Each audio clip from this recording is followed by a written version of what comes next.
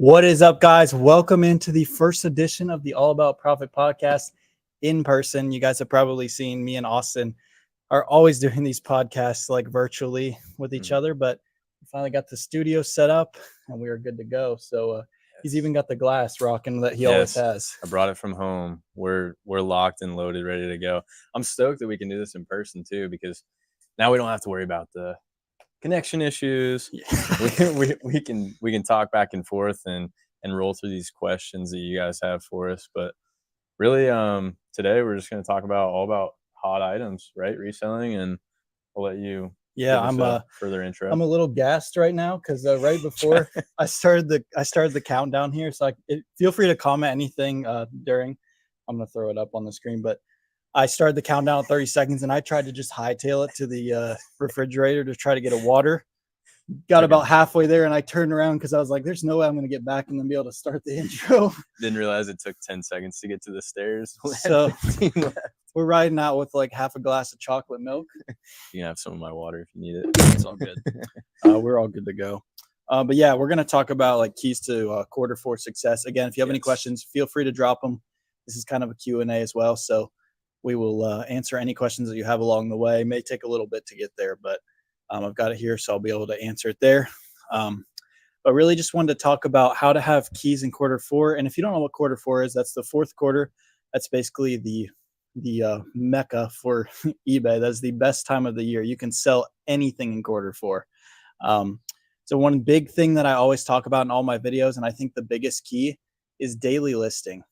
I think I'm a broken record talking about that, but daily listing is literally the most important thing to success on eBay, even in quarter four. So the way I do it is, I don't recommend this actually. I stack a death pile for the whole year because I don't have time in quarter four. I'm constantly packaging things, so I don't really have time to source that much. So I stack a death pile. That way I can get up new listings every single day.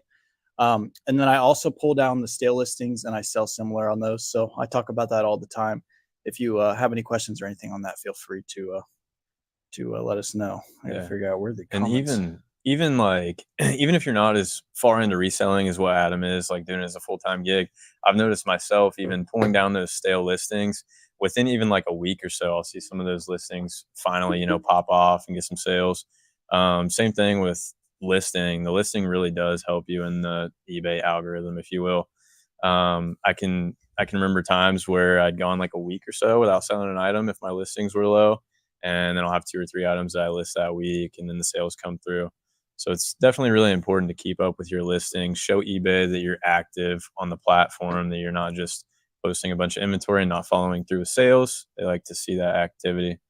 Also, like, markets are constantly changing on eBay. So usually those listings that are stale, they're like stale for a reason. Mm-hmm. So you have to readjust your pricing on those. So it's really good to kind of like look at them, relook up the market and see what they're going for. And usually it's like, oh, that's why it's not selling, or I made a mistake in the listing. So like sometimes you're rushing when you're listing. So it's really good to kind of just break down like what you did wrong and be able to put it back out there at the current market value. Right. Also, I mean, you could hurt yourself if you're not keeping up with the current market prices. You might see something that, like we had a bunch of that Indians gear. I mean, I know I had jerseys listed in the past that before, they changed the name to the Guardians. And I found out later on that those items were worth a lot more than what they were beforehand, before the name change. Mm-hmm. So, I mean, I was losing, 10, 20, 30% profit on that just because I wasn't updating stale listings.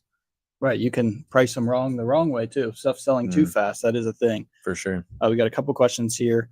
Thoughts on thrifting for inventory as opposed to clearance storage? General thought on it. I think thrifting is a great way to get inventory cheap. Definitely is the best way to start. Do not start in retail or online. I've said this a bunch of times as well. It is a lot more risky and you just have to put a lot more money out. The margins are much better thrifting, liquidation stores, stuff like that. Some people make a full-time living just on selling that stuff. Like, sell what you know, sell what you enjoy. Even if you don't enjoy thrifting, it's the best way to start and to build the capital. That's kind of what I've done in my flipping from zero series. In this recent one, I've been filming it for about 2 weeks now. I've hit up a couple liquidation stores and have hit pretty big. So definitely make sure to take advantage of those small cost items. Yeah. check out that Flipping from Zero too if you haven't already. That's a 6 series on Adam's channel. And also we sat down, well not sat down with, we had a virtual podcast with Caleb too from the Bread and Butter group. He makes his full-time living thrifting. So if you haven't seen that one already, make sure you check that out as well. Definitely. Sonny decided to join us. We got a guest. Let's go. Yeah. Do you have anything to say to the people? Sonny in the cut. Over here, Sonny. Your mic's over here. Mic. He wants, there you go. You can have it. So yeah, thrifting, I'll second that. I mean, I found a lot of good hype sneakers at thrift stores. The prices aren't always great, but you get that sort of like treasure hunt aspect and feeling to sourcing too whenever you go to places like those. I definitely haven't hit home runs at every store, but it's fun to source there. If you know clothing, you can kill it at thrift stores. That's what Caleb does. He'll walk out with 50, 60 pieces. Like, you're not going to get rich off of it, but you're going to make 15 to 25 bucks a pop on each one. And there's nothing wrong with that. Yeah. And he knows it well too. That's the thing. And we always say, like, you have to be interested in what you're sourcing and what you're selling. And if we look at like the chat, Caleb's always dropping terms that I've never heard of in my life, just like certain tags and stuff that you look for, sourcing clothing like that at thrift shops. So yeah, you can definitely do really well thrifting. Let's see what we got a slew of questions. You can't read it. This is the first time that I've been able to see the questions come through while we've been so I'm like, holy cow. Shut up, Austin, get the guest going, because we got like 20 questions. He's finally seeing it.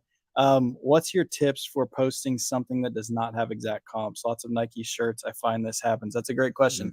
So that's going to happen with clothing and hats and things in those categories.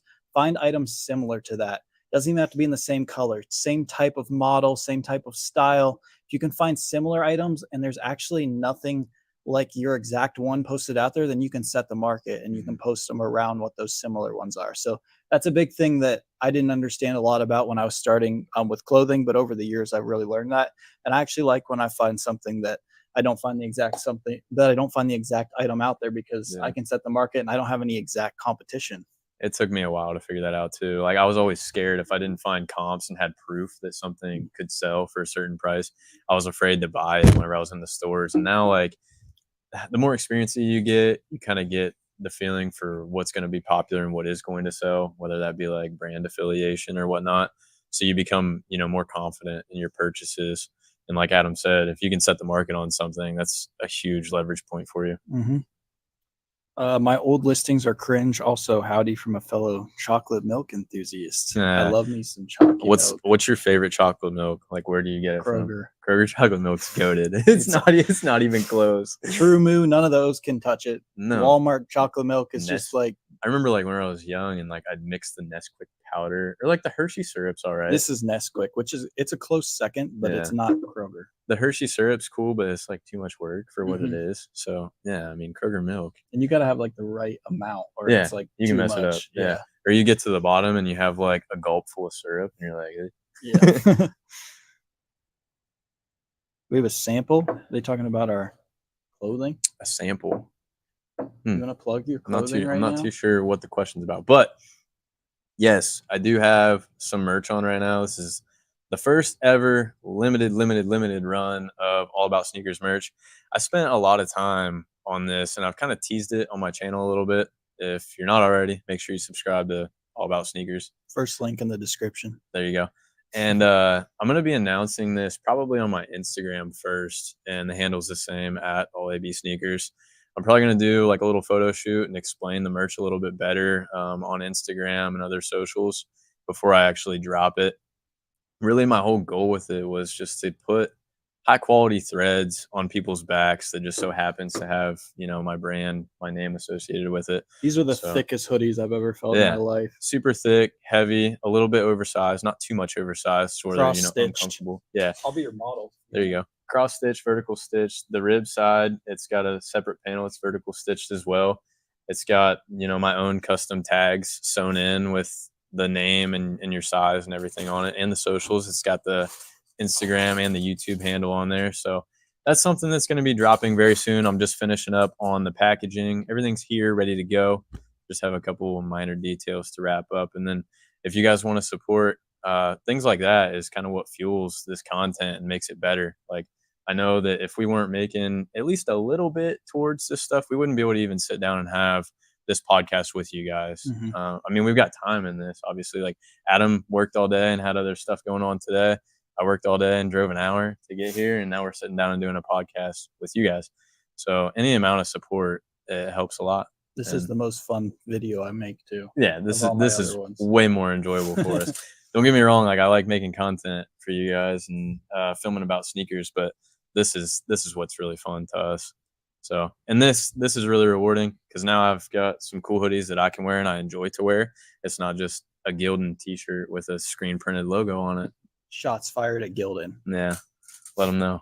So, anyways, back on the reselling topic. Well, that definitely isn't what they were asking because they sent a revised. All right, they have a sick. sample inventory sales spreadsheet you can share. Oh, inventory sales spreadsheet? Yeah, no. No. I share a lot of leads and bread and butter of profitable items and sales. We're not gonna show like our specific inventories if No, you they want watch. like a sample, but probably like Oh, okay. brands and stuff. Yeah. Really, like you can only like research so much stuff on reselling. Eventually, you just got to get out there and start looking stuff up. Any Mhm. one of us who has done this game for a while, or who is just anyone who's just been doing this for a while, is going to tell you that you need to get out there and just start scanning a bunch of stuff. The best way to learn is by getting out there and doing it. You can only watch so many YouTube videos. You can only download so many courses. Mhm. Eventually, you got to just do it, and that's the best way to learn. You're going to learn from your mistakes. Yeah. Get out there, look up every single brand in the store, look up what they're selling for. Eventually, you're going to build up that mental knowledge. You're going to learn what things are selling for, and you're not even going to have to look up comps on everything. Yeah, it's definitely going to take time and maybe even a couple L's before you start getting some dubs. And like Adam said, you can't watch too many videos because these people aren't in the same area as you. They're not hitting the same stores as you. They don't have the same inventory selection as you do. So yeah, really, you just got to get out there, start scanning stuff. Always check sell through. It's like a broken record. We say that all the time. Check sell through.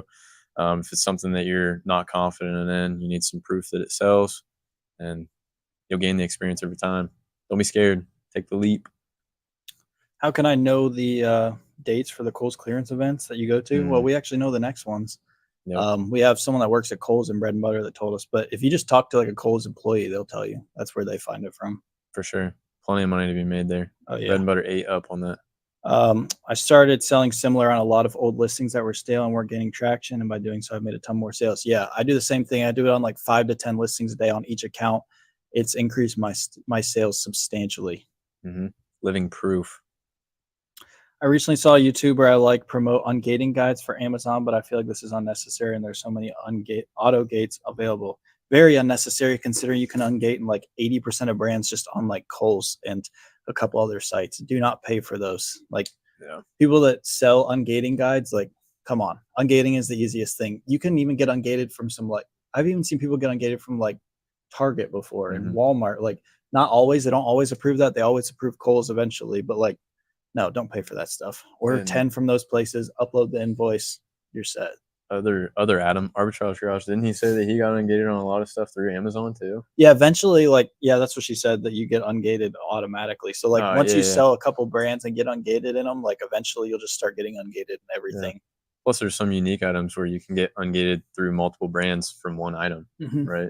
You talked to me about that in the past. And I see too many people like starting out on Amazon that are like, oh, I can't sell this brand. I can't sell this brand. Well, it's like, you weren't even sourcing that brand. Why do you want to get ungated in it? They just bury themselves in debt trying to get ungated and everything. And it's like, no, just ungate in a couple brands that you source regularly, and eventually all the other stuff will fall into place. Right.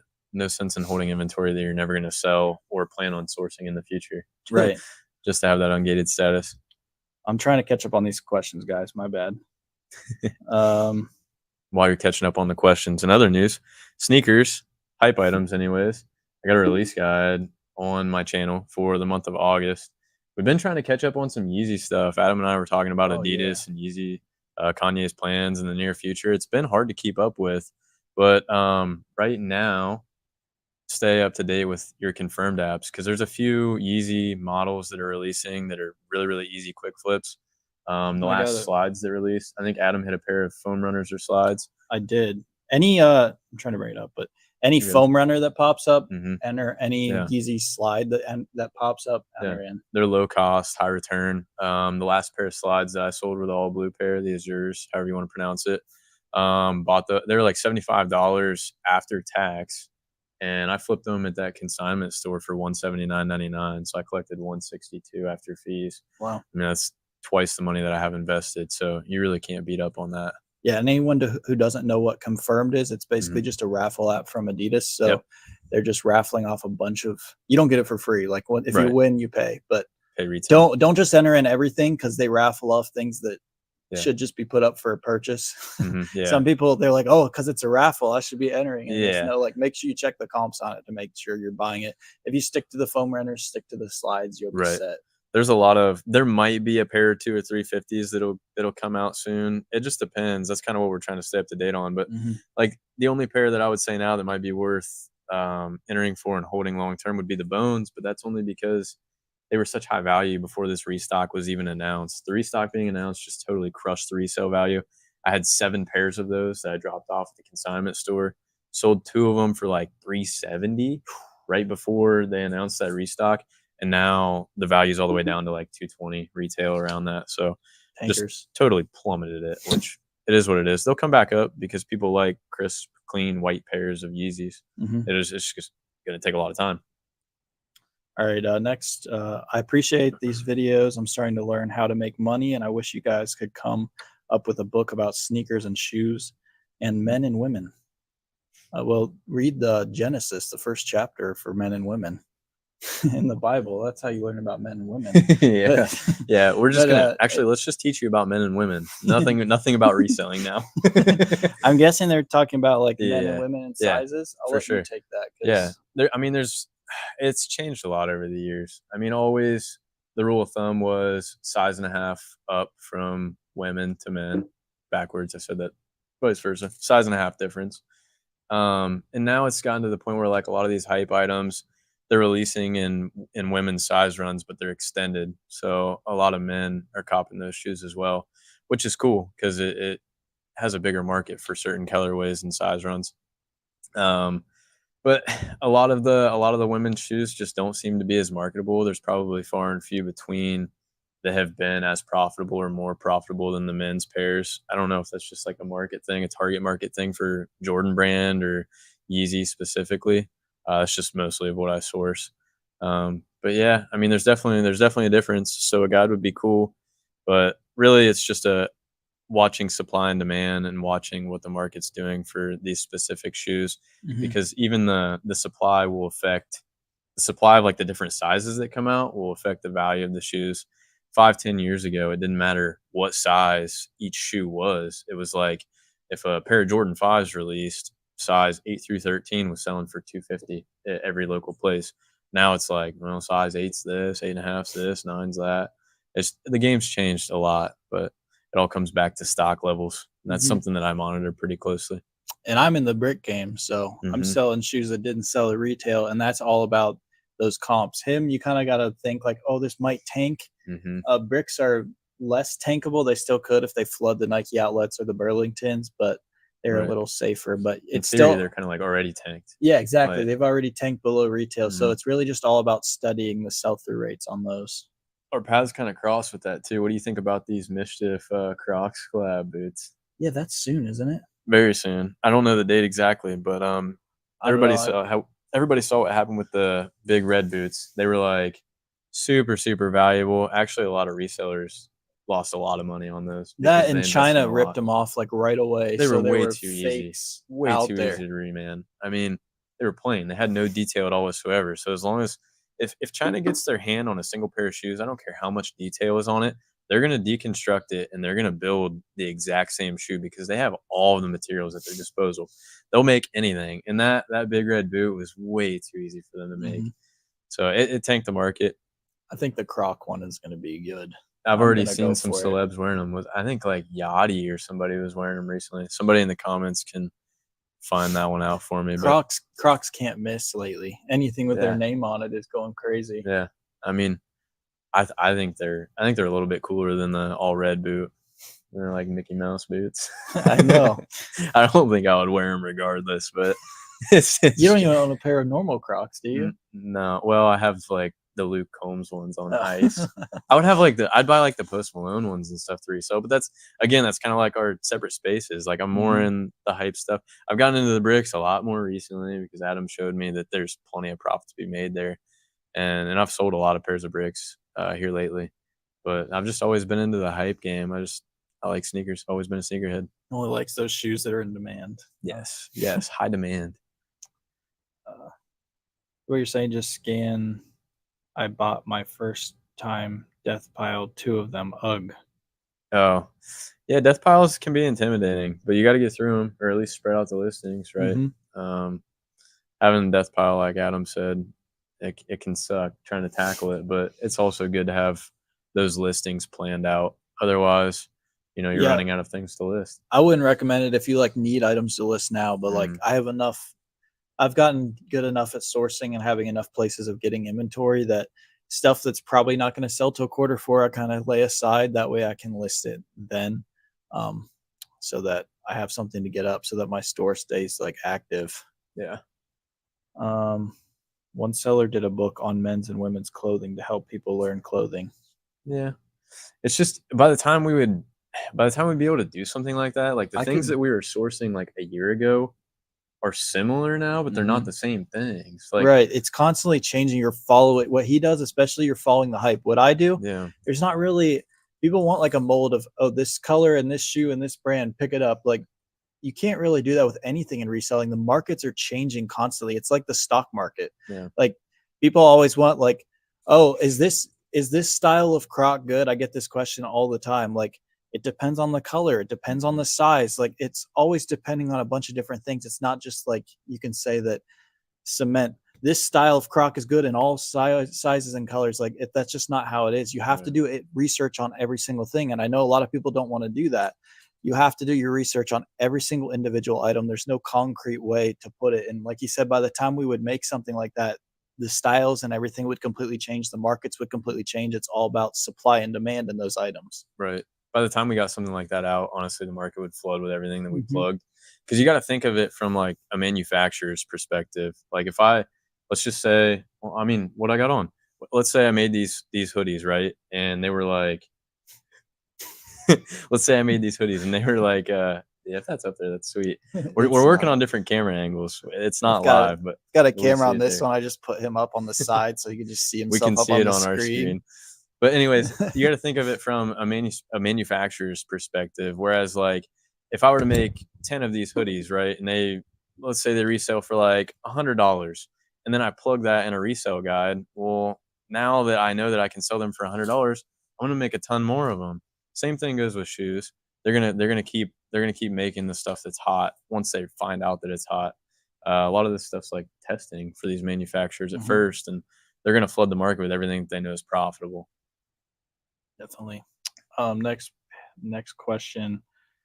There money to be made at Burlington? Of course. Yeah, Burlington's one of the best ones, honestly. I know, think. dude. All I pick up is trash. What is that? Oh, He's making who fun was of that? someone.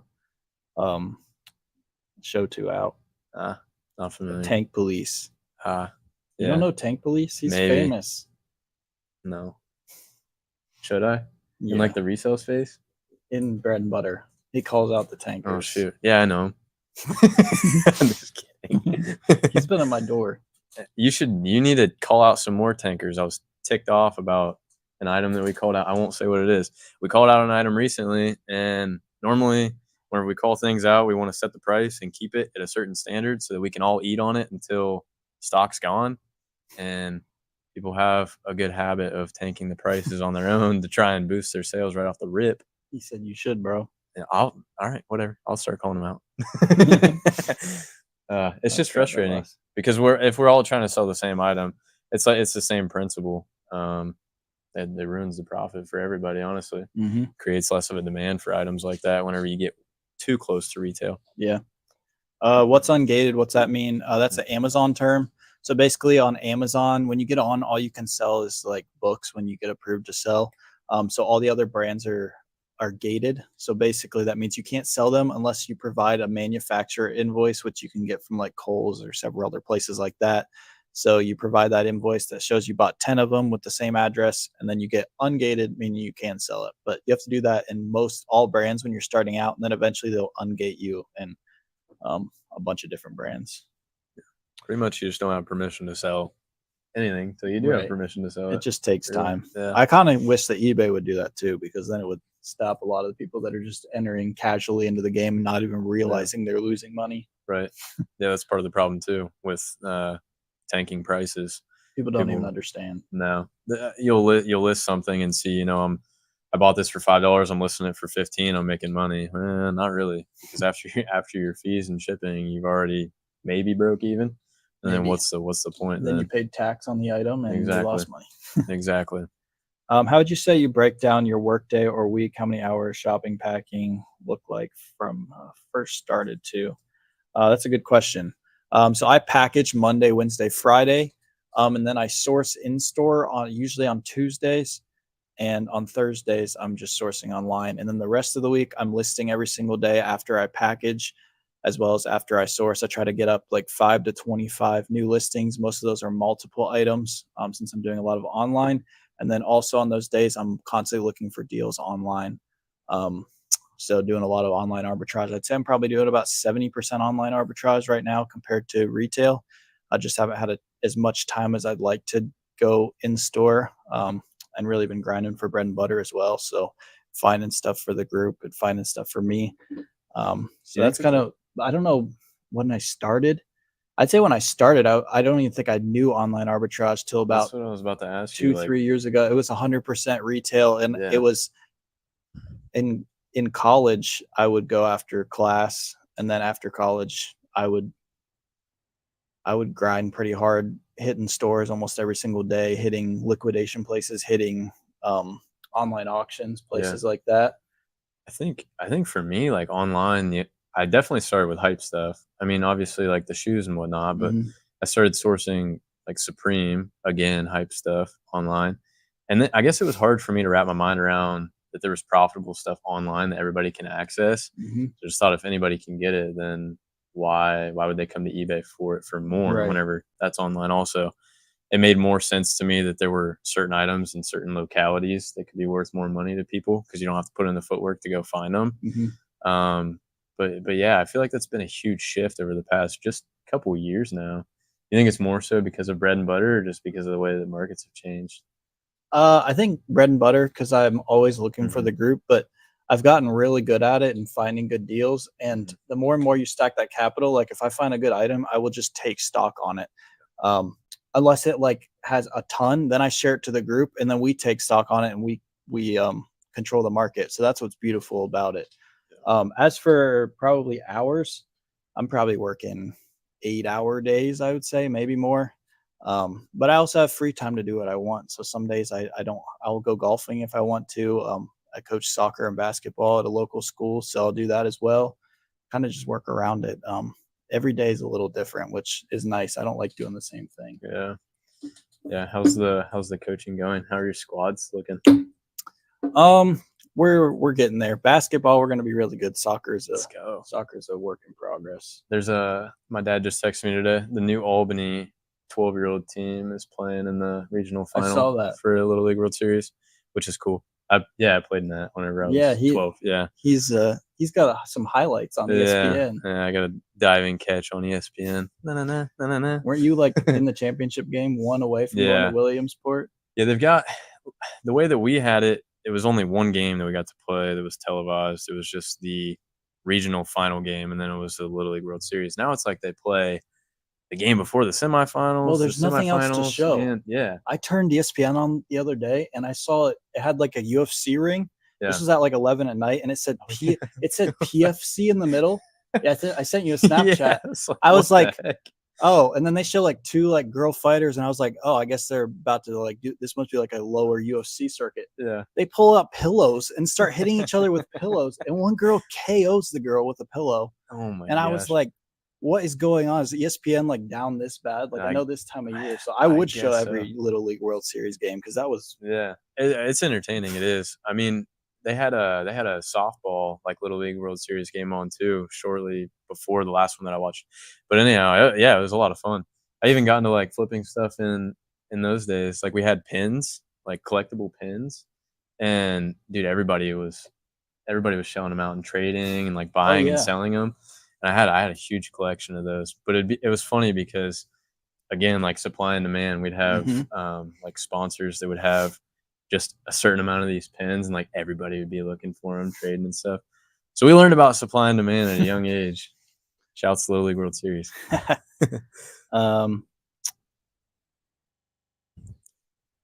Yeah, clearance happens at Kohl's around the whole country. They'll play like commercials and stuff and talk about it on their social media too. They do it a few times a year. Thank you for watching. Appreciate it. Yeah, thanks for tuning in. If you guys have any questions or also suggestions for future pods, Studio 40. we're going to keep sitting down with Adam's guests on his MPTV Cribs videos. Probably got another one lined up soon. Yeah, Dustin. Anyone in Bread and Butter? He goes by Delco. Yeah. Pretty cool. We toured his house. So he runs his entire. He turned a 3-bedroom house that he bought into an eBay warehouse. He literally like sleeps in one room, and the rest of the house is an eBay warehouse. That's so sick. It's pretty cool. So I'm excited. That'll be out next Thursday. I just finished editing it. Just uploaded it actually this morning. So I'm excited about that. Yeah, I'm stoked to see that one. You ever heard of Two Brothers? Yes, I have. He doesn't like the cooks. What do you mean by Yeezy new slides? Buy for $75 on eBay or Mercari for profit? Oh, okay.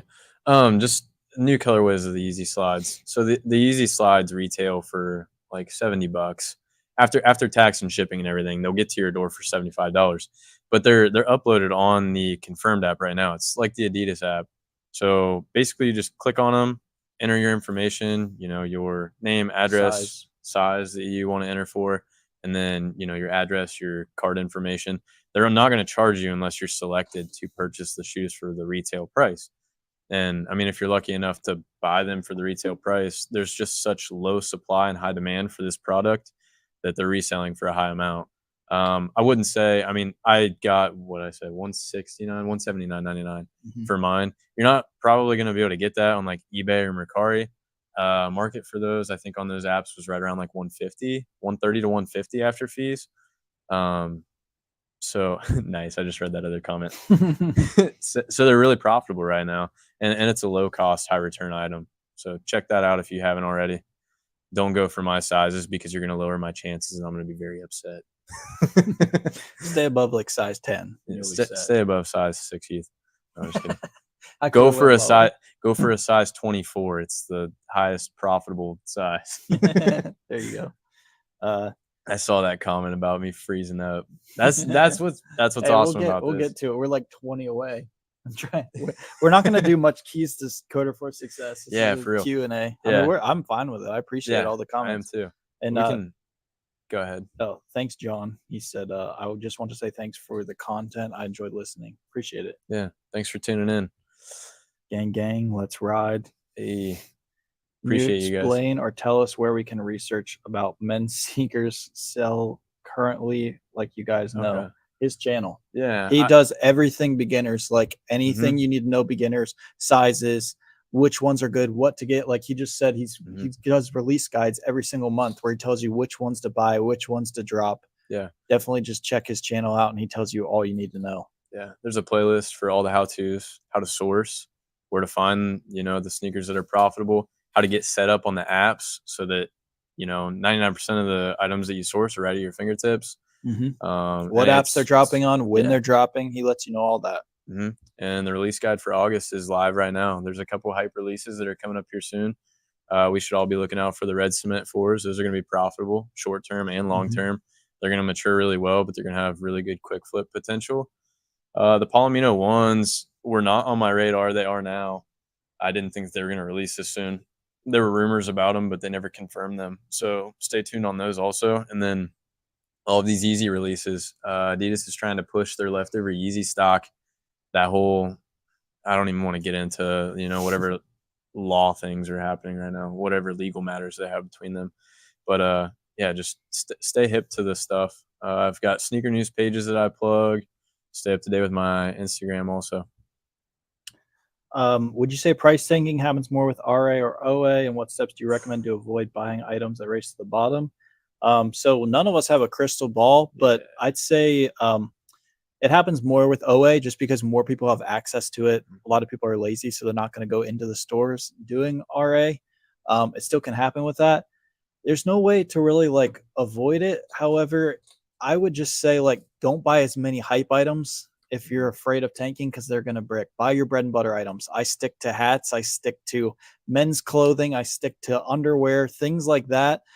Not a ton of people are going to buy up. So the market, even if it does dip, it's going to recover eventually because it's just like necessities, shoes, things like bricks that I'm selling. Like a pair of Nikes for like $20. People may brick them in the short term to like $40, but over time they'll go back to like 60, 80. So Right. it's technically unbrickable Yeah. at the right price. And the investment's lower in that case too. Mhm. Like, I mean, a lot of the hype items that I get, a pair of sneakers retail, for example, right now is like 210 plus tax. I got to be pretty confident that I'm going to make money on that short term or long term before I go ahead and make that investment.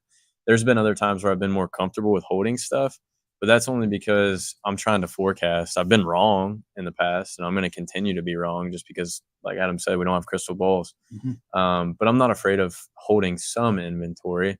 But like Adam said, also you gotta stick with the supply and demand, and things that are available online definitely are more inclined to tank easier. Mhm.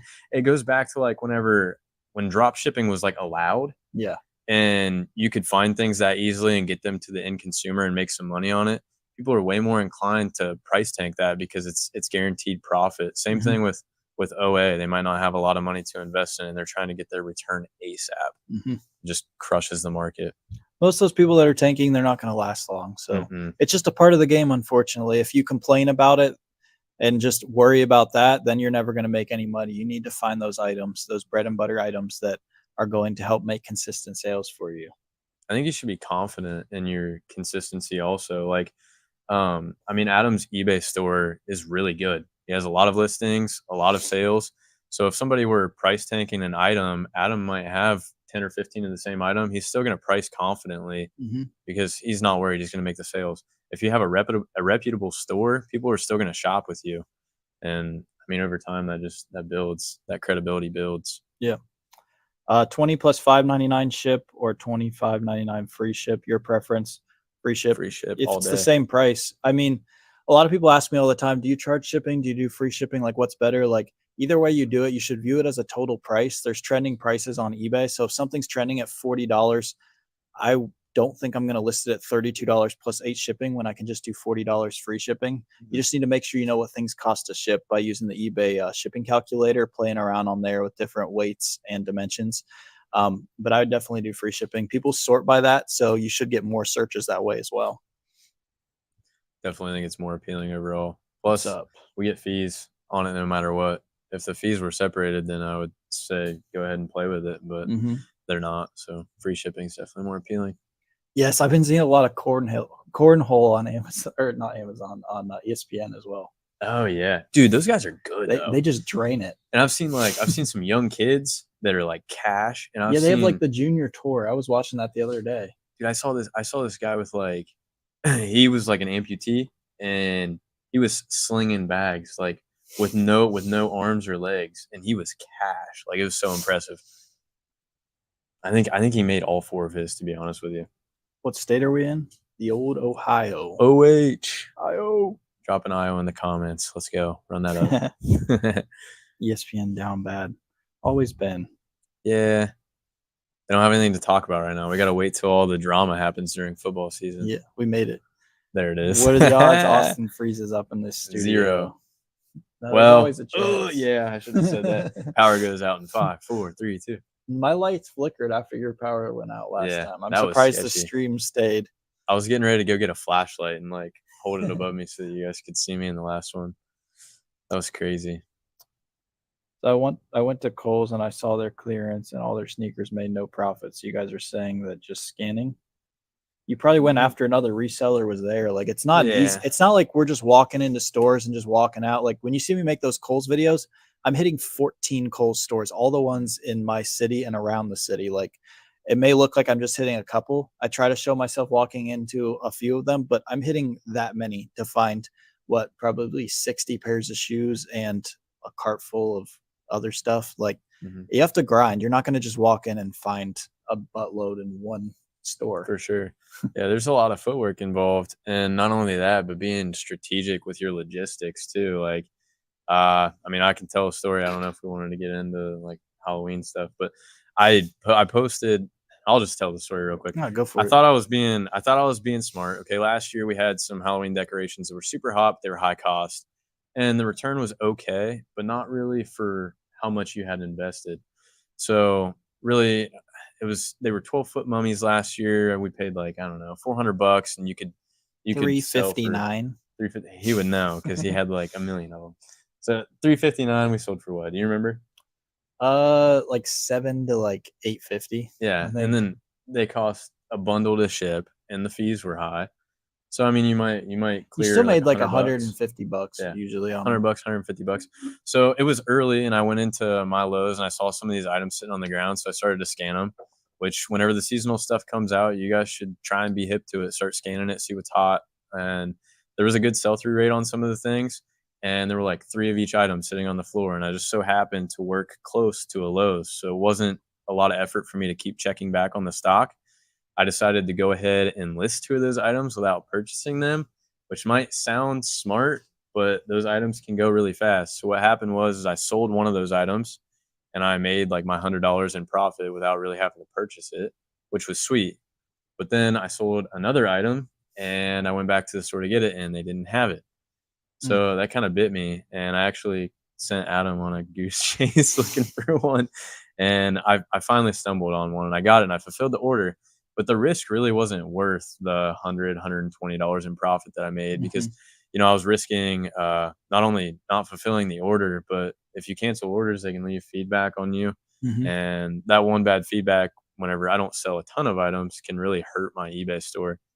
Not even And the feedback, like the fees, getting the cancellation, like yeah, that'll bury your the listings. cancellation, plus you have to like, you're losing the money from those fees, right? Mhm. So I would have lost money and reputation essentially.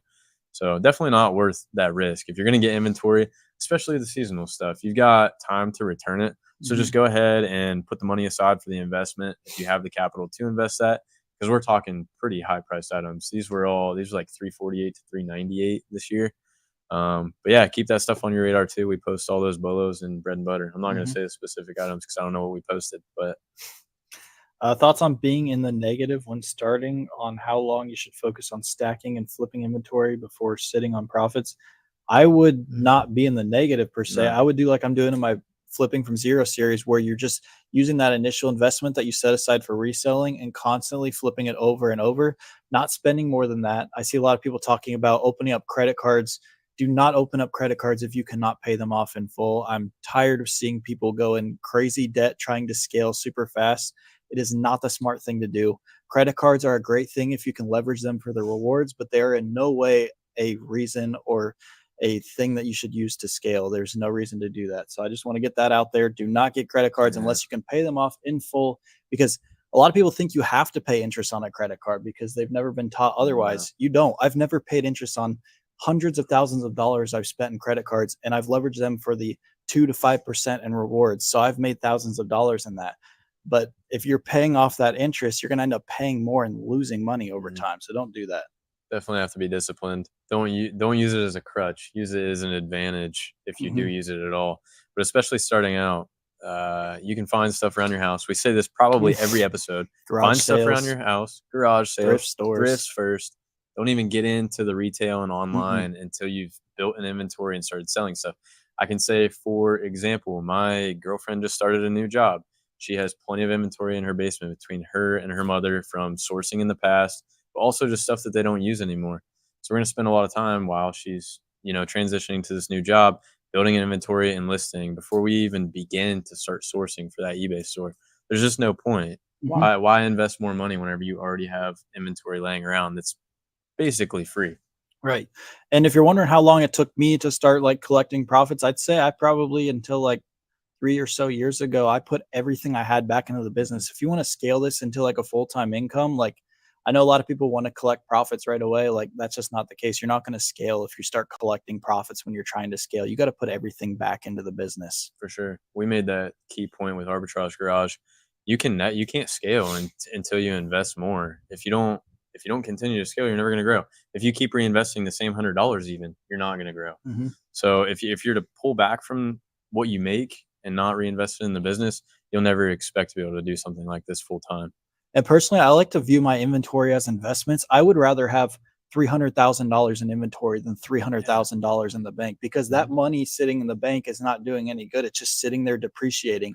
Inventory and goods are gaining value over time, and they're going to sell for more than what I paid them for. And then I'm going to flip that and do it again and again. So I would rather have physical goods than have cash in the bank.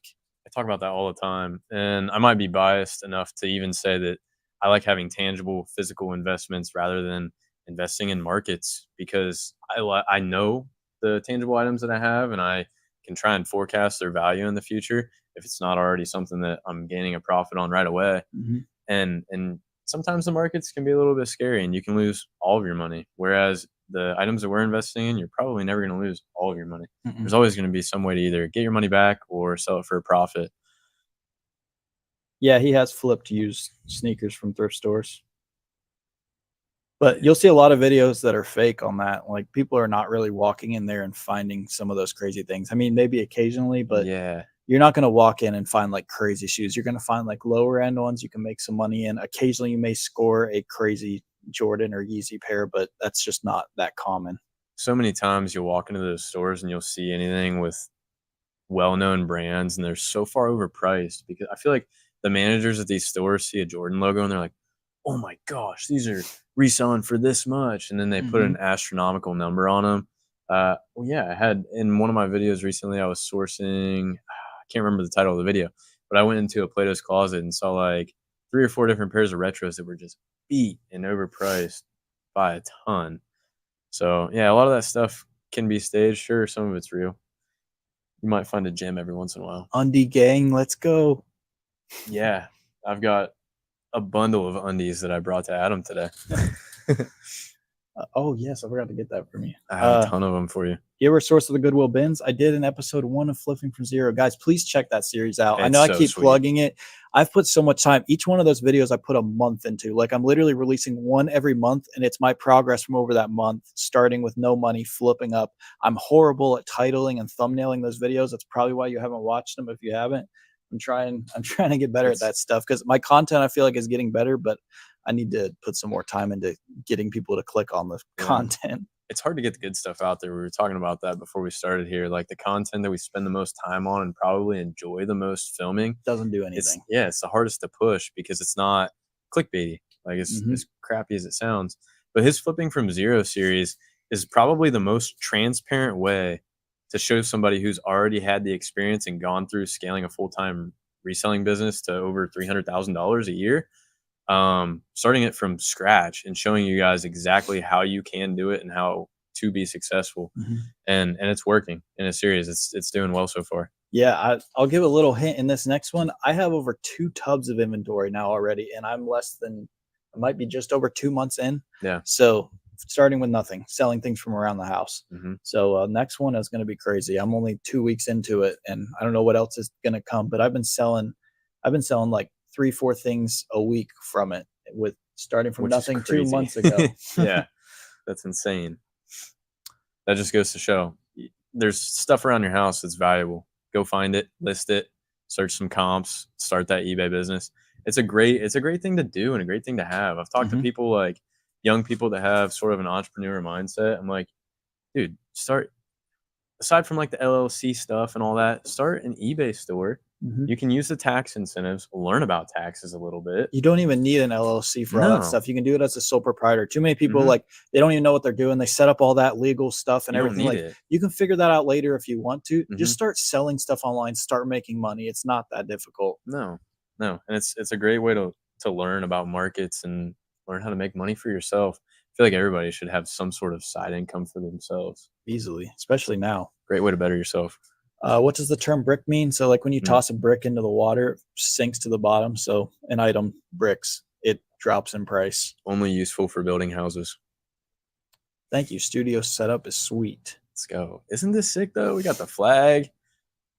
I'm pumped about it. So you guys tell us Nike outlet, Reebok outlet, and Burlington and Marshalls and Kohl's, right?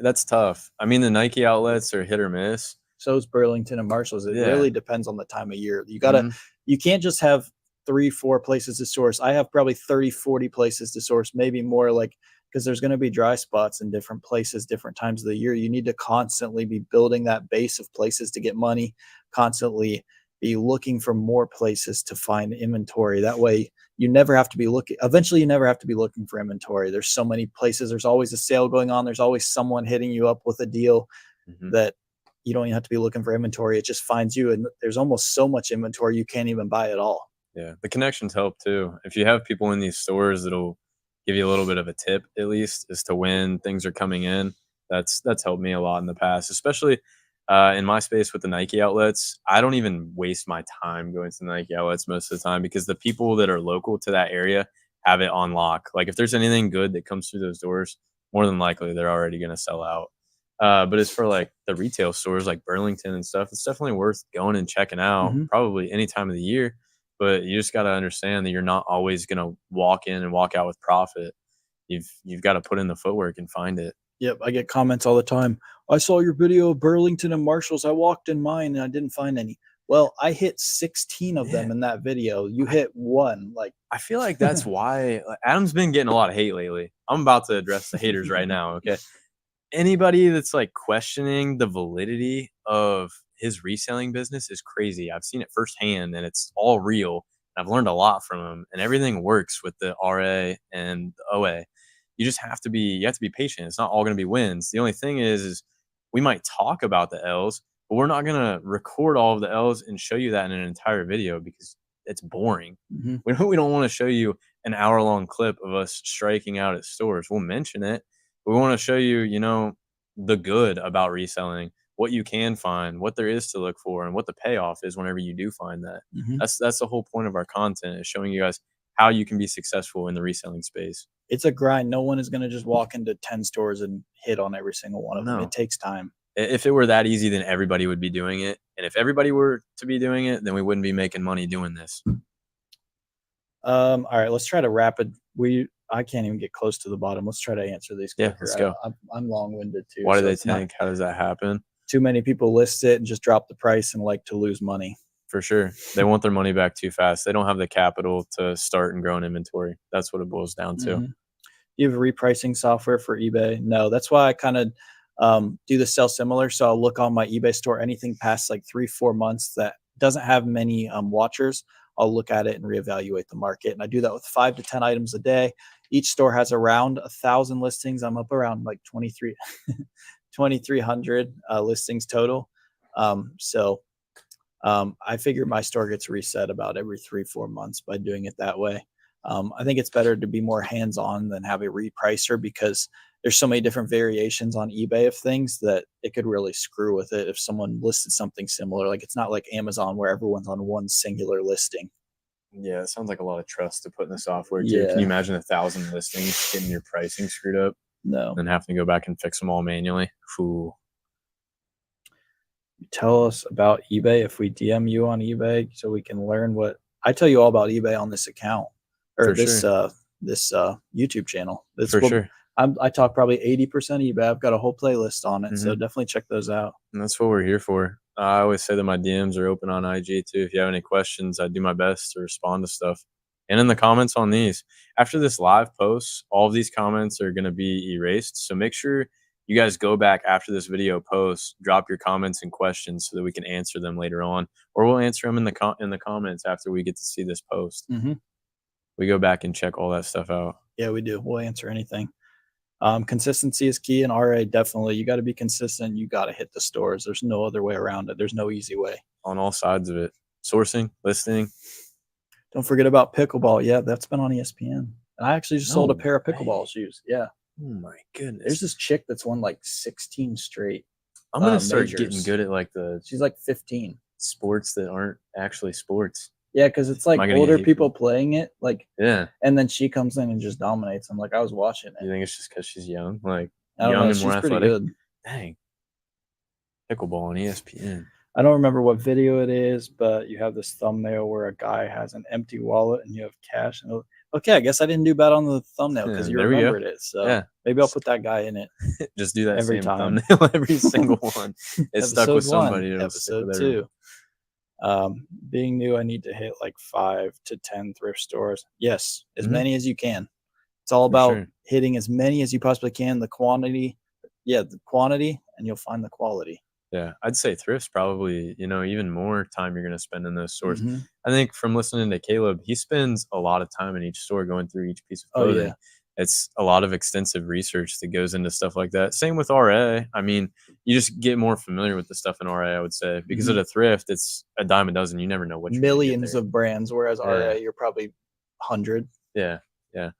And like we said, with things changing, we're kind of backtracking here, but like a year ago, I can remember some things that were super hot that we were selling that we're not selling now, and things change. But you kind of get that, you get that in the back of your head, certain items that we're selling, and then you kind of get familiar for them, and you start to look for those specific things. You just know the prices of what they sell for. You just remember the more and more you're looking up comps. So like, I got this question the other day, like, how can I expedite the process of sourcing when I just started?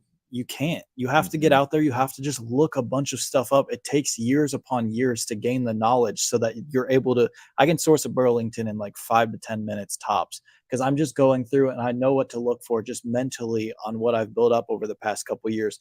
I put everything I think is going to be good in the cart, and then anything I'm not sure of, I will double check comps on it. But I'm not checking comps on every single pair of shoes, every piece of clothing. I'm just pulling out the ones that catch my eye from past knowledge. But unfortunately, you can't do that. You can only watch so many videos. Like I said, like just by watching videos, you're not going to all of a sudden have that knowledge overnight. Like you got to get out there and you've got to do that exact thing that I did and just look everything up. You've probably gotten to the point where your like drive time has almost evened out with your sourcing time in the store. Probably more drive time. Than honestly, in the store. I guess so. Once you get to that point where you're not spending as much time in the store as you are outside of the store, that's whenever you're getting good at sourcing. All my very good shoe finds at thrift I found on new carts. Yeah, when they're putting them out, because there's a lot of resellers in thrift stores, so you gotta be there first. And that stuff does stick out at thrift stores. I'm not gonna lie. Like a lot of the times at thrifts, you see like a bunch of beat up sneakers. So if you find something that's in good condition and it's a sought after brand, it sticks out like a sore thumb. So it's gonna catch people's eye a lot more than stuff like in these RA. I mean, I've had times where we might source fast, but I'll walk through aisles a couple times just because, the first time I'm walking through and I'm seeing what catches my eye. I and Hayden walked through stores the last time, and like we walked back through aisles twice, and we're like, oh my gosh, how do we miss this? So things in thrifts definitely stick out more than they do in the retail stores. I was in the hospital last week for bad abdominal. Oh dang, Terrence is in B&B. Hope you feel better. I remember seeing him. I had to call out work, but once I got home, I packaged all 6 of my listings and sold them. The flexibility is underrated. Definitely. You probably threw your store on vacation. I mean, that's great you were able to do that. It's not great you were in the hospital. Right. So, again, hope you feel better. Yeah, hope you get better, man. Congrats on the sales while you were laid up, though, for real. That is a nice thing. You can drop it. You can go on vacation if you want, if you're doing this full time. I mean, throw it on vacation mode, still make some sales. Yeah. Doesn't have to suspend things totally. Then you're still making money on the side while you're taking time off work. Will you guys do a series on how to get connections at stores? I mean, no one's going to give up their connections. You got to just get out there and do it. Like everyone wants all these connections, but it's like, I have some really good connections. I'm not going to just give them to people for free. I'm not even going to sell them to people because then I don't have those. Like it takes years upon years to get those. Like you got to get out there. You got to just talk to some store managers that I know a lot of people, they're in with like Burlington people. I don't even have that. They'll text them when they put new stuff out. Yeah. The thing about that is you almost got to be careful with it because you want to build a relationship, like a natural relationship. I don't want to say like a genuine one, because you don't want to just like walk into them. You don't want to walk into a Burlington first day and be like, hey, can I get your phone number so you can text me when stuff goes in? They're going to be like, I don't care that you make money. I'm here to make money. Right. But I mean, if you can build like a legitimate relationship with somebody, also if you hit up local stores and the turnover is worse in some of these retail stores. I can talk from experience where like I would make a good connection with a Foot Locker employee or a manager or something of that sort. And in 2 months, my plug's gone. Like they already got a new job just because the turnover is bad. But if you're sourcing like some local stores, the owner's going to be there forever, right? So make a genuine relationship with them. And if they see that you're spending a lot of money in their business, they're going to reward you for that. They appreciate your business. Whereas a big retailer, those managers don't care unless you're No, already friends with them. They right. don't care that they're getting your business. Unless you're sliding them a 20 every time or Yeah, something. that was something else I was going to say. Money talks. I can't tell you also how many times I've gone into a Foot Locker, and back whenever the sneaker game was totally different, stuff wasn't online or on apps, you'd have to walk into the store and get raffle tickets in person. There were pairs of shoes that I knew that were going to be $150 profit per pair.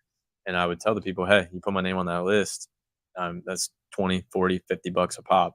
And they would do stuff like that. Probably not the most sought after way to go about it, but money does talk. Mm-hmm. I'm just an LLC. Oh, yeah, I don't have anything for eBay. I have an LLC for another business of mine. My accountant deals with all that and tells me what I need to do to save or whatever. So I do whatever they tell me to. For sure. I want an hour long about AIs so you can show the haters how it's a grind. About the AIs. You're going to have to clarify on that. Are we talking AI like what we think AI is, or? I don't know. Yeah, I'm not too sure. Maybe we're being biggest stupid. news of the day. Yes, Buc-ee's is coming to Ohio. Dude, I saw that. I can't remember the name of the city, but I did see it. Oh, Dayton area. I was like, Hoover. It's Hoover Heights. Yeah. That's why I was thinking. Yep. Had to drive down to Kentucky a couple times to get that, but not anymore. I've never been. Oh, it's the best. Every time we're in Dallas, we go like every day. Dang, it must be good then. I feel like that's a huge cost. Oh yeah, it's like it's a gas station the size of Walmart. It feels like overkill, like on pumps and stuff. There's no way that all those pumps are being used at the same time. Dude, you go in there and it's like you're shoulder to shoulder with people, and you still don't have to wait in the line. It's like the best service. There's all the gas pumps are full. There's 45, 50 urinals in the bathroom, and it's the cleanest bathroom you've ever seen. I don't get it. That's crazy to me. Once you go, like, you'll make the drive to Dayton just to go to Buc-ee's. You just think that like that investment would be overkill. Like, who needs that many gas pumps? I've probably never seen a gas station with more than like 10. Yeah, they're doing it right. Yeah, Sheetz is the biggest one they have. They come to if Buc-ee's comes to Columbus, Sheetz better look out. They're gonna be going head to head for sure. Tell me about the crappy things. What obstacles have you overcome to grow your business? Both of you. What are your battle scars? Mine are probably not as extensive, but they might have hurt worse. I've bought like terrible bricks, hype shoes. Overpaying for things sucks the most, probably, I would say. But at the end of the day, whenever you're investing in tangible items, a lot of the times, if you pay attention to the return policies, you can get your money back. I can honestly say I've canceled orders before on sneakers. Not very many, though. I could probably count on one hand how many times I've canceled orders. I've never returned a pair of shoes, ever. So, I mean, I'm pretty confident in the investments that I make with sneakers. Have I taken some L's, though? Yeah, for sure. Yeah, we've all taken L's. I don't know that I could, like, name them. I took more, like, early on. I don't really take that many now. I don't want to sound like cocky, but I've just gotten good, and I know what items are buying, and I'm buying items that typically are bread and butter, so they're not really bricking. But it's hard to remember back. I'm sure I made bad buys, but I used to only buy like one or two of things. So if it was a bad buy, like I wouldn't remember it. Now I'll buy like 100 of something, and I'm sure I would remember it if I made a bad buy on one of those, but for sure I haven't yet. But that's why I always tell people to like buy only a couple of something when you're starting out. Don't go all in on something. Yeah, I would say probably starting out, we had a lot more battle scars than what we do now.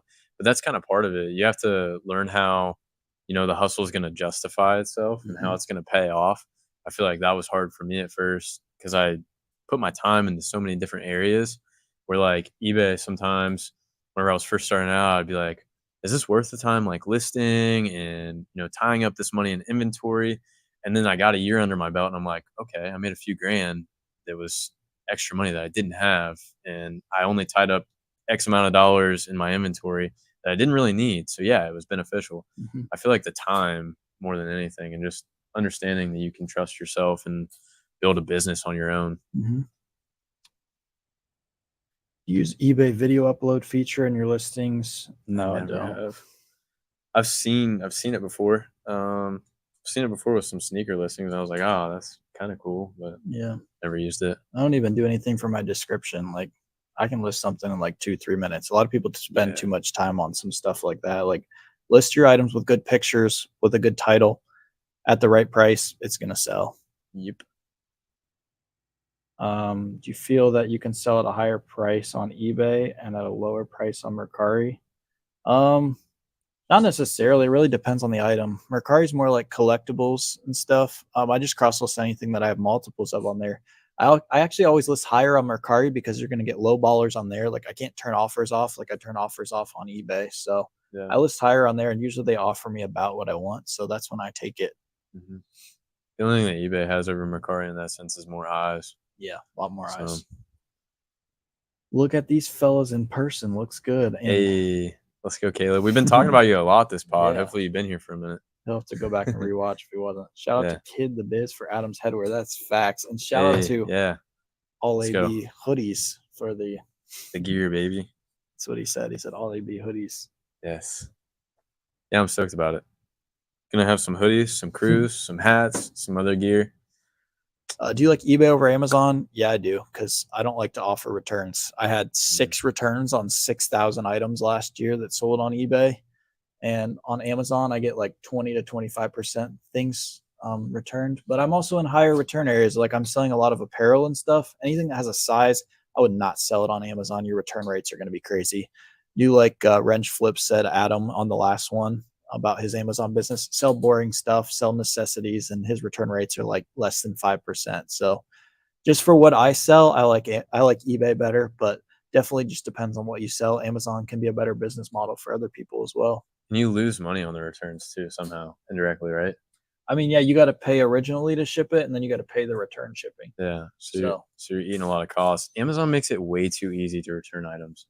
But like, if you're selling those items like he's selling, it's that low return and the volume he's doing, Right. like it's a drop in the bucket. Yeah, and a lot of it's perishable. Not really perishable, but in my mind, they're kind of perishable because it's things that you're using up.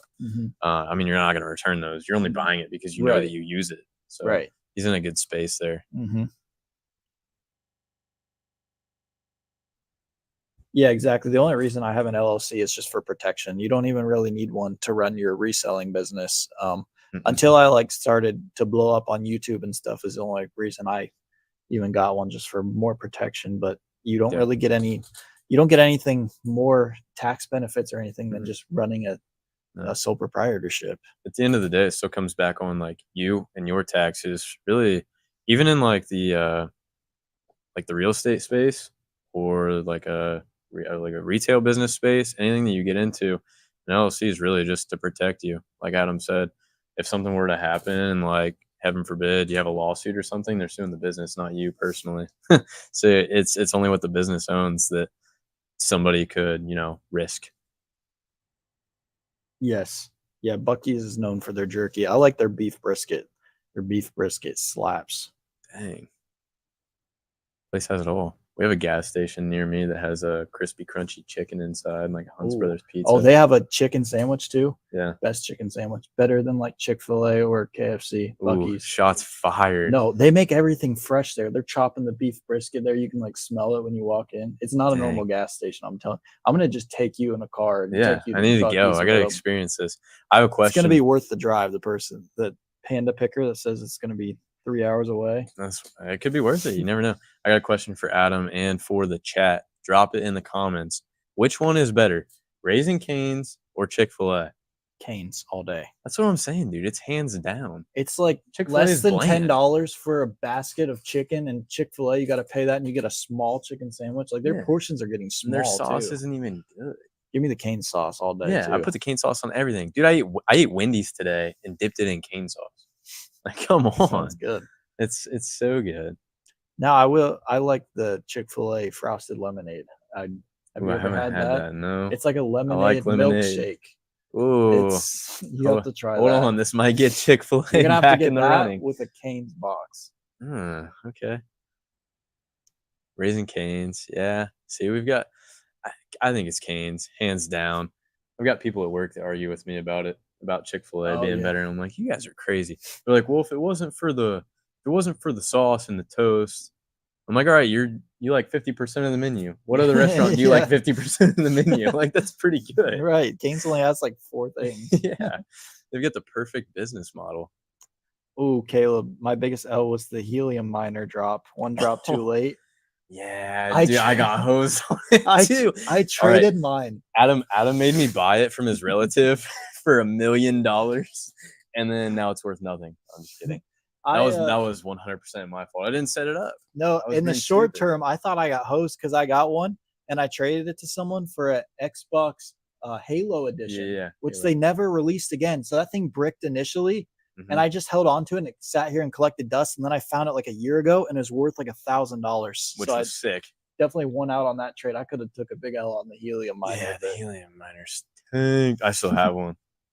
Did you set it up at least? No. Make your penny a day? No, it's sitting in the box, brand new. Set it up. Make some like passive trade it for income. a pair of sneakers and try and tell somebody that it'll mine them like $1 million worth of helium. It's just a Raspberry Pi. Like someone could use it for something else. If you even know what that is. It's like a computer chip, right? Yeah. Yeah. See? I'm tech savvy. Not really. I just see the chat, bread and butter. Bread and butter. Shouts to it. I'm telling you, these guys, we have a huge staff crew that has knowledge about anything and everything that you could think of that you can make money on. So if you haven't checked that out, I'm sure that link is in the description as well. Ooh, I do not agree, Joseph. And because of that, I'm not going to answer any more of your questions. Can we ban people from the podcast? I'm just kidding. Thanks for tuning in. You can have your opinion. Yeah, you're allowed to be wrong. I mean. Okay, we have finally caught up on chat. We can finally get back to the title of this video. Let's talk about Q4. Hour and 11. What are we buying Q4? What are we looking for? Quality over quantity, quantity over quality. What's the goal? Quantity, quality over quantity, or quantity over quality? I'm going quality over quantity because that's what I said in my video at the beginning of the year, that I was going to try to sell less, make more. For sure. I've ended up selling more and also making more. My margins are higher and I've been selling more. So what are some of the quantity items that you think that you're gonna X from your radar during Q4? Like, what are some of these items that you may have sourced last year that helped your sales but might not be worth it? You can kind of steer into a different direction this year and be more profitable. I don't know if it's necessarily a certain item, but I don't think I'm gonna be doing a bunch of RA. I'm just not gonna have that much time for it. And I think the amount of people that are in the stores in Q4, like, it's such a waste of time, especially at like Burlington and Marshalls. Busy. Burlington has the worst lines ever, and especially in Q4, like, you're going to be there all day at a single store. Yeah. And how many times have we had one or two items and you hit the line and you're like, never mind, not worth it. Right. So then you hose all of your time there. That's why I've stacked up that inventory this year so that hopefully I'm able to sustain myself with what I have. I've got 2 death piles so far. So you think you're good right now? I'm always worried I'm going to run out of inventory. So even though I have 2,400 listings and probably another 250 to 300 listings sitting in a death pile, I'm still always worried I'm never going to have enough inventory. And that's why I'm constantly always buying more inventory, because people have run out of inventory in Q4. Like, that's just a part of the game, and no one wants to do that. Like, there's not going to be that many deals in Q4. Like, the deals are about over. People are liquidating for sure stuff. So stuff's liquidated by the time Q4 hits. That's when everybody spends money. Holidays come up, people are spending money more than they have all year round. So there's not going to be those deals. I will still do the seasonal items though. There's always a couple hot seasonal items, and then I want to go more in on the after Halloween and after Christmas clearance events. I always do decent, and I filled the top racks in my studio with a bunch of inflatables. I've already sold like half of them, and it's not even freaking Christmas yet. So do people, just since you've done this for a few years with the seasonal things, do people go back and buy stuff that isn't being made again? Like certain inflatables from Halloween, we might not see them come back on the shelves this year. Others we will. Yeah, if it's a brand name, they're not gonna care about a Walmart brand, because Walmart's just gonna make Santa and reindeer or whatever. And they're just gonna remake that every year, something different. But if it's like Jimmy, like a name brand, then they usually only make those 1 or 2 years, and they're going to be worth something. Like, I found at a liquidation store after Christmas last year, this pirate ship with like Santa as a pirate on it. What the heck? It was like $50. They were clearancing it out. Looked it up. It was going for $350. I still haven't even listed it. I'm waiting for peak Q4 pricing, but like, it was a Jemmy. So things like that, they're rare and people are going to look for them. Well, I like characters and stuff too. Well, I mean, like the one item that I talked about that I did sell again this year was the mummies, which I mean, I didn't know that they were going to come back in the exact same way, but they did. Obviously, they're still producing them, or else they had. Mhm. There's no way that they had this many of them last year and they didn't push them out because they sold out. Right. Obviously, if the demand was that high, they would have pushed out the supply. So they're making them again. It's just kind of hard, like to forecast what ones of those seasonal items are going to come back again Mhm. and which ones aren't going to be made again. That's why it's safer to play like holding it a year. A lot Hmm. of people don't have the space, or they just don't want to don't want to hold it. Like I see so many people like come June and they try to liquidate all the stuff they just bought in December. It's like, buddy, just make it another Yeah, 3-4 months and you're going to right, make retail plus on all of this right. stuff. It's an Don't investment. Yeah, don't mimic exactly what the mistakes that the retailers are making. Mhm. Honestly, they're I wouldn't say I shouldn't say mistake, but from our perspective, it kind of is like they're making Mhm. the mistake of selling it to us at a low cost, and we're capitalizing on that and selling it during the right time. Mhm. They're making room for new inventory. If you have to make room for new inventory, you should probably expand rather than liquidate, right? Yeah. Grow your business instead of liquidating and taking L's whenever you could be making more money. Our phone is on 3% right now on low power mode, all the way down on the brightness. So we're Dang, going to see that's tough. We might how see some many. questions. I may have to get up here and get them on there if Yeah. we keep going. We might lose your questions, but I can see them from a distance. So if we see some come up, we'll read them off the screen. What's So, Q4, quarter four? So mhm. or October, November, December. So there's 4 quarters to a year. Yep, Best time of the year for we're getting there, reselling. right? We're in August now, so we got another month and a half Mm-hmm. before we enter Q4. What was your revenue last year? Can you share? Yeah, I have a video on that. I think I released it in January. I always Yeah, release my went over numbers. everything. It was like 303,000 on eBay, Amazon, and Mercari, and I'm usually doing between like 40 and 50% profit margins. Hmm. Should be a little higher this year. I'm projecting. If I don't run out of inventory quarter Yeah, four, like I'm worried about. right. After September, I'm not stepping in a Burlington or TJ Maxx. Yeah, exactly. Unless there's like a hot Christmas item or whatever. But Right. I'm most likely going to like Lowe's, Walmart, Home Depot, and looking for those hot Christmas decorations if I'm going anywhere. Yeah, it was worth stepping in those stores for a minute whenever Ray Dunn was like limited and super hot during the seasons. Before they But just flooded the market with yeah, everything. but they learn too. Like we said before, the manufacturers, they learn what's hot and then they produce it. They flood the market themselves, which is smart. You can't knock them because they're Right. making more money. How do new resellers get better like you? Buy less, get stuff, sell better. Watch my flipping from zero series. I can't, it's a broken record, but I show exactly how to start with no money and how to scale up and what stores to go to, what to look for. You got to get out there and do it. Like I said, you can only watch so many videos. You can only buy so many guides. Get out there, Yeah. start looking up stuff, make money. Yeah. We use our resources too. Bread and Butter is a huge resource for us. It's not just a group that Adam runs and that we have these staff members in. We're plugging leads all the time. Every single day there's new leads for hot items to resell. So if you don't have something at your disposal like that, then like Adam said, just get out there and start sourcing. You'll find something profitable. Yeah. What does BOLO mean? It means be on the lookout. So like hot items. Yep. Check these stores for these items. Will you guys do videos on how resellers can capitalize on seasonal crap? Well, it's not crap because it sells for a lot of money. And yes, I have probably 20 videos out there already, and I'll make more this quarter four. Yeah, look at Adam's the success that he's had with inflatables and other Halloween items, Christmas items.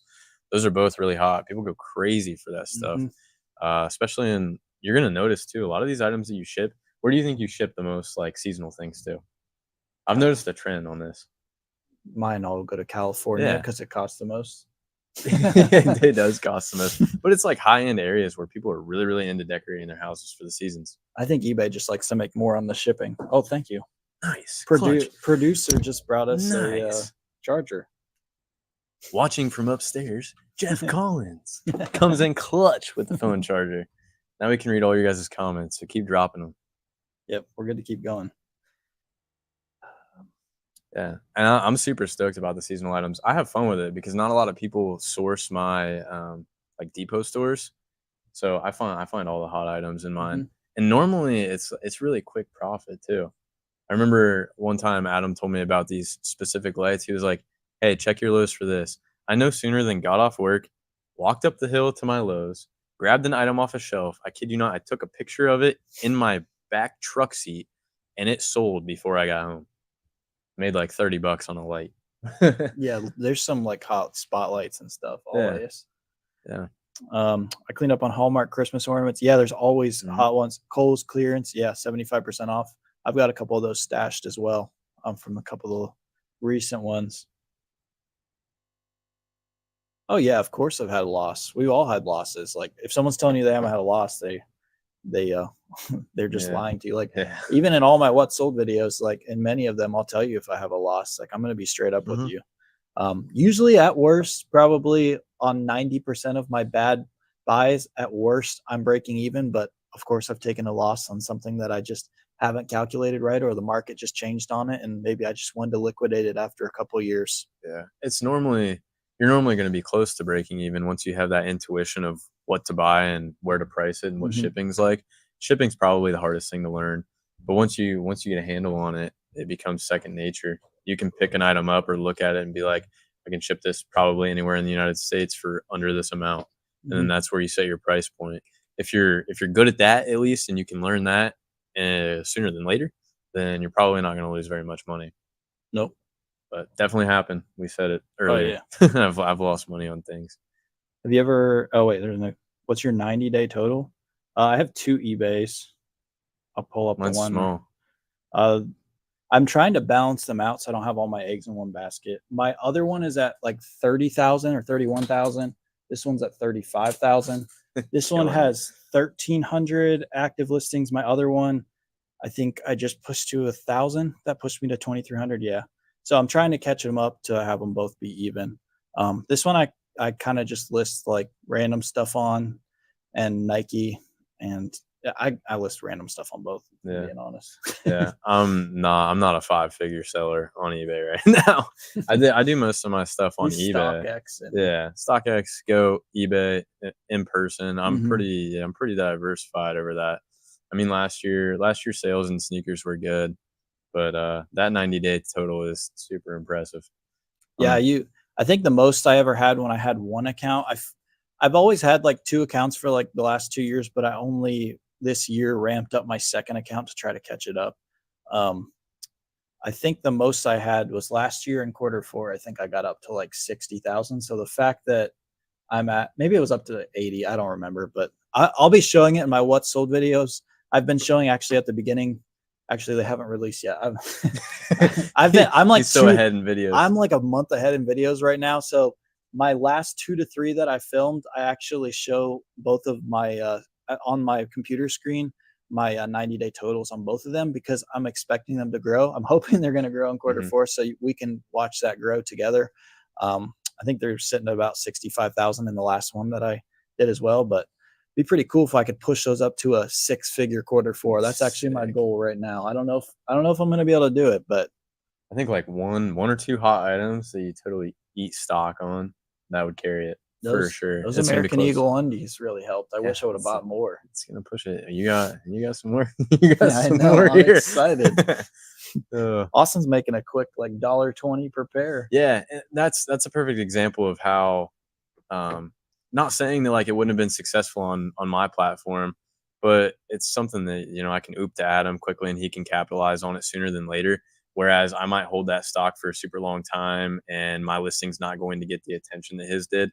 You caught like a crazy. Don't you have like a Google ad or something on Yeah, that? I was like one of the Not even first people with intentionally. that style. Like it's Yeah. not even because of my account. I just was one of the So many first sales. listings Yeah. and made a couple sales. Eventually it tumbled. And now when you Snowballed. like type that into Google, like mine is like the first one that pops Yeah. up. So it's just, and I'm priced like $5 higher than everyone. Yeah. So Which is awesome. I mean, I'll eat on other stuff. So why not oop it to I've, him? And I've swapped some shoes yeah. to you before. Like Yeah. that's what he knows. So That's what we do, and that's what a lot of people in bread and butter do. Well, I can't tell you how many times people like oh oversold, and yeah. it's like, You're yo, like, does do you have anybody have this in a this? size this? And 5 minutes Yeah, later, yeah, I'll yeah, DM got you. you. Let me have a label. Send it my way. And we'll split profits. That's just the way it goes. It's like a family Your 0 to 100 series, we will learn how to buy and make money. Yes. for sure. Going out there, but I keep getting not death pile, but I want to buy stuff profit from new or thrift stores.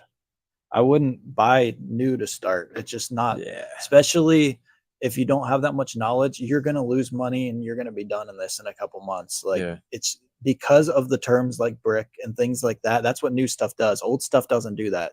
It There's just not as big of a market as the new stuff, and it's just way less risky. So just start with the liquidation stores, start with the thrift stores.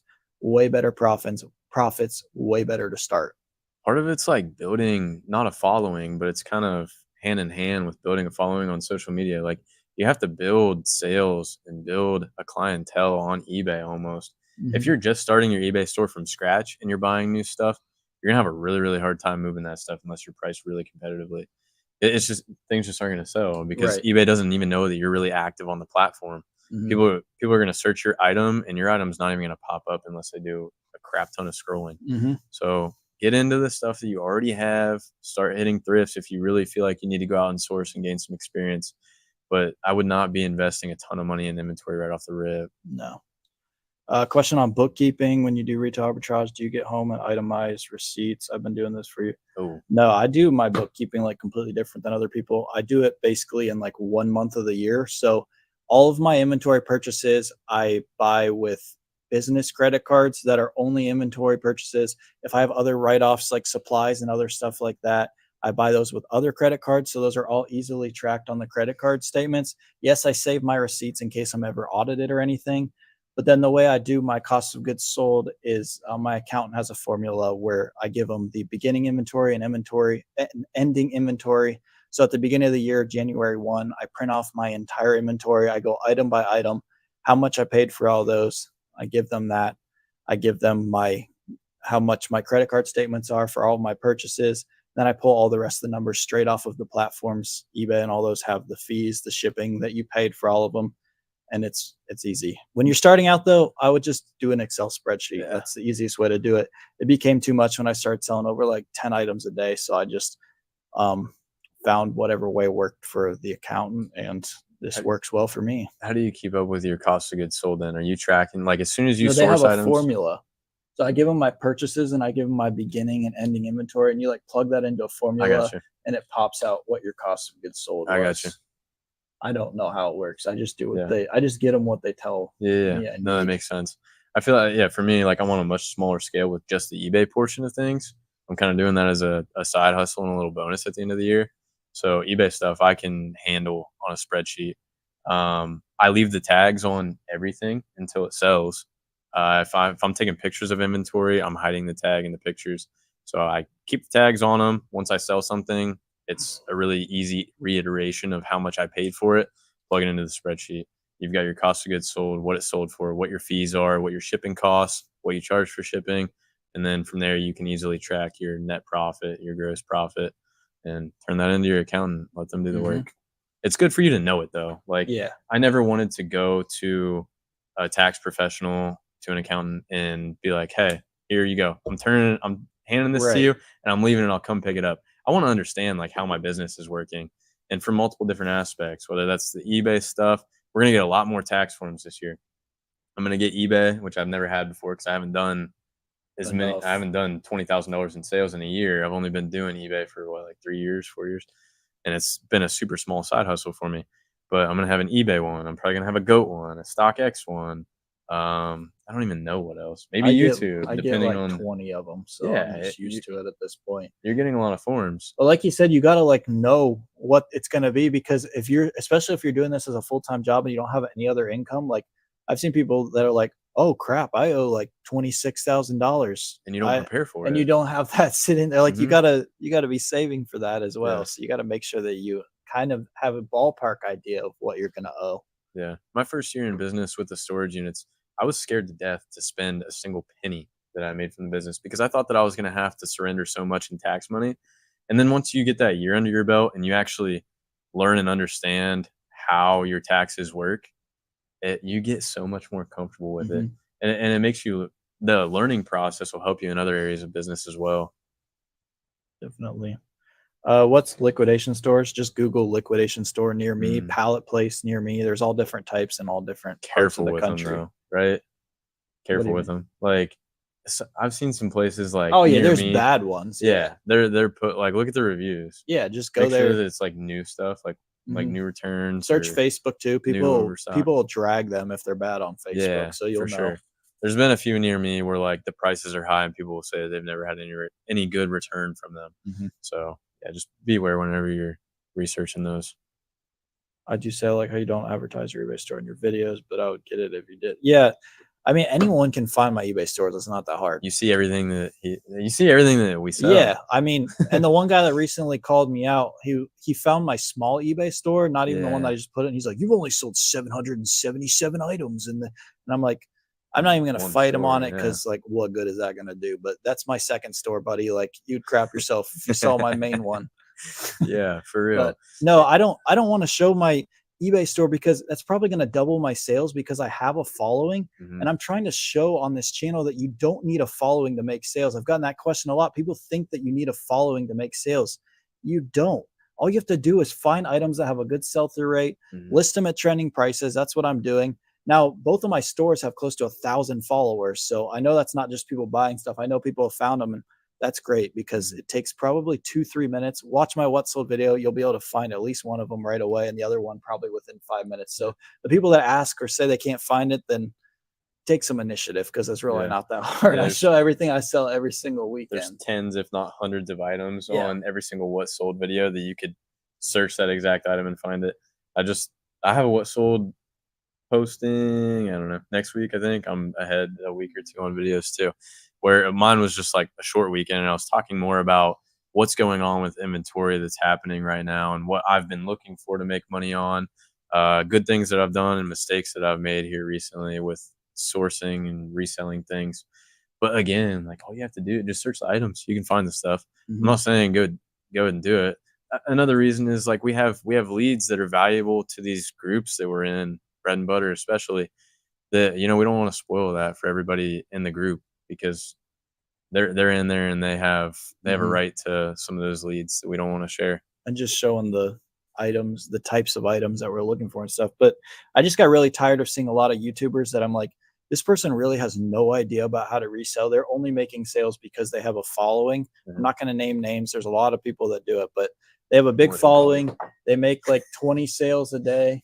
That's a millennial Oh, prophet. yeah. I They get it. make like 20 sales a day. And it's like, that item is not trending at that price. Why'd they get $10 more for that? It's like because they had a following and people want to support them. But like, you want to support me, buy my profit bags. That's the only thing I'm Yeah. promoting.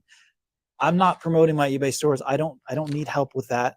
Like, it's fine if you want to buy something from my eBay store because you know it, that's fine. But like, I'm trying to show you don't need a following to make sales on eBay. Dude, honestly, same thing. I have people hit me up all the time, and like I don't want to knock them because it's sweet. Like, thanks for trying to help me out, but I don't need people to buy my shoes. Right.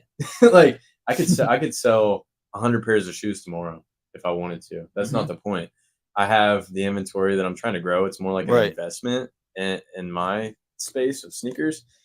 Same thing. If you wanna support, I don't care about any of my stores or my inventory or Buy anything. his hoodies that are Get the dropping. merch.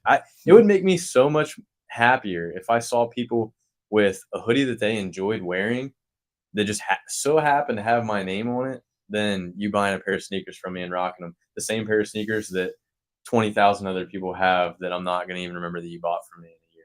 Did you see in general chat the other day? Someone was at a garage sale and took a picture. Someone else that they didn't know, they may be watching this right now. They had my bag at the garage sale. That's They sick. didn't tell. Yeah, I was like, that is the coolest thing I've Yeah. ever seen. It's so fulfilling, and I feel like that's how a lot of these creators in these different spaces feel too. That's more of something that's like that rewarding feeling Hmm. rather than the money. Like I'm not gonna make anything on these. Really, I'm not. Not enough No, I to know justify it. he Like put so much money into these that because to get the quality there, he didn't want to just roll out some Gildan crap. I I got so many samples. I had so many samples shipped to my house, whether I purchased one single hoodie, and purchasing high quality hoodies and having them shipped directly to your house just to try and find a sample of something that you want to put your name on Hmm. is really costly. Same thing with hats. It took me a long time to find out what hats I knew were comfortable that a lot of people would rock. And I've given these to people that have the country music artist that I manage. He had a really good sponsorship with a high end brand that he got hats and stuff from all the time. still he rocks this hat sometimes because it's comfortable. That's sweet. And like it's a dope design. So here's a good question to follow. Sneaker guy, where do you sell on eBay? nice. His name's Austin, by the way. Where do I sell on eBay? What do you mean? What do you mean by that? Or where do you sell just eBay? Sorry. Oh, where do you sell just eBay? No, for the longest time, I was saying that eBay was probably a better platform than any other just because you have the ability until I got robbed. No, just because you have the ability to differentiate your listing on eBay, you don't really have that ability on GOAT or StockX. If you're not the lowest price sneaker on the platform, you're just not going to sell your sneakers. The sales always go to the lowest price first because everybody's selling the exact same brand new SKU. People doesn't matter dollar before and you know it. Price tankers are everywhere on those platforms. I wish that they would do something to help with that situation, but eBay, you can price it how you want to. If you take good photos, you might be able to fetch a little bit higher price than some of the people that are price tanking and haven't been in the game for a long time. Recently I had a pair of sneakers. The shipping platform on eBay is terrible. I'll be the first to say it. FedEx is terrible.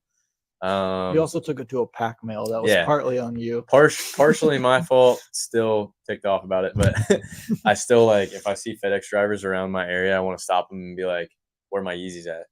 But actually, they showed up eventually at the authentication center, anyways. So the buyer probably got a free pair of Yeezys, and I got reimbursed after the fact. But long story short, yeah, eBay definitely has its perks with selling sneakers just because you have that ability to differentiate the product. There are other ways to sell sneakers that I think are better. Obviously, in person, you can avoid a lot of fees.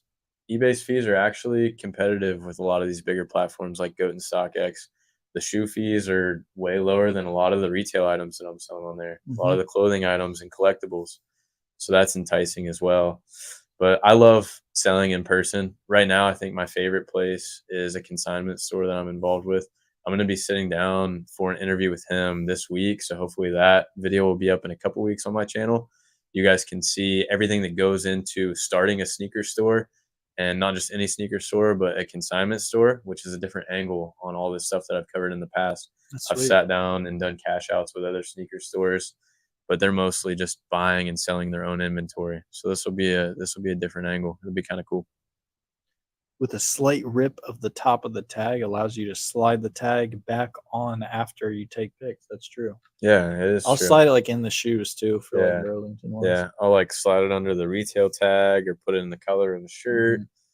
Definitely don't picture it. I've seen people picture the Burlington tags. I'm like, terrible idea. Probably Great way to get some bad probably should be out of the game if you're doing that. Yeah. I don't think I've ever actually shipped something with a tag on. Maybe it slipped through the cracks. I'm not gonna say I'm perfect, but you definitely gotta take the tags off before you ship. You're gonna ask for negative feedback. How do I source good clothing for inventory? I keep going to thrift stores and I can't find anything good. They're $5 each, and I think the big issue now is inventory that sells. Could be your area too. Good. Yeah, but $5 is really not that much, even for some good like used pieces. Like just look up every single brand. Like I know I said earlier, like a lot of people want to make it easy. It's not. Go through an entire rack and look up every single brand. Try to find similar comps. You're not going to find exact items for clothing. Find those similar ones. It's going to take time, but you're going to build up that mental knowledge, build up those brands, the price points sell for. It just takes time. There's definitely stores that I've given up on because I think there's like nothing good there. But put in the footwork first. I mean, do as much research. You're not going to hit 5 thrift stores and they're all going to be like that. You'll find a couple that are good. Right. Turn over every rock that you see in that store. At least answer your questions before you totally count that store out. Sneaker guy, can you? I love it. Can you also do series like Adam starting 0 to new eBay store too? Yeah, I can do something like that. There's a lot of series that I see on Facebook videos and some short series where people will start from trades. They'll try and do like a trade up series.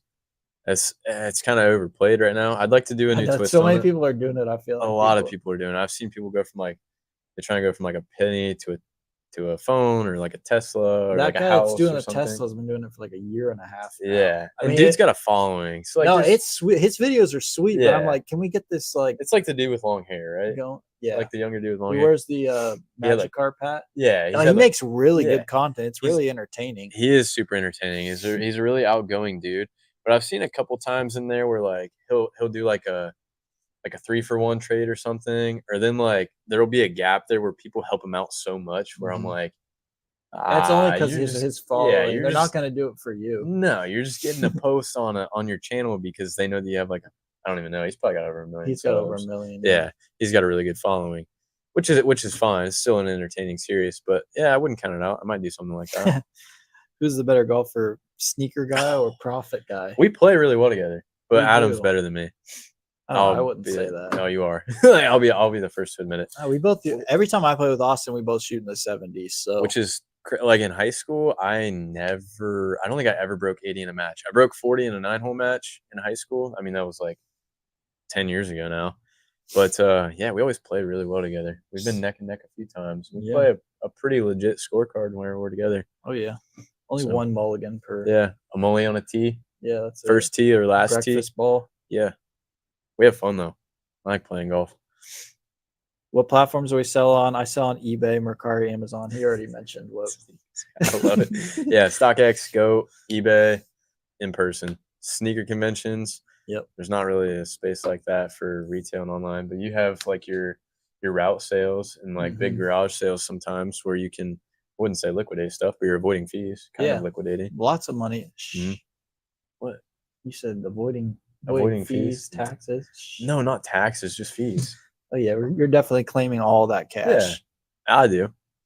It's like whenever all these like social media celebrities get interviewed and they're like, how much did you make last year? And like Steve will do it, says 100K.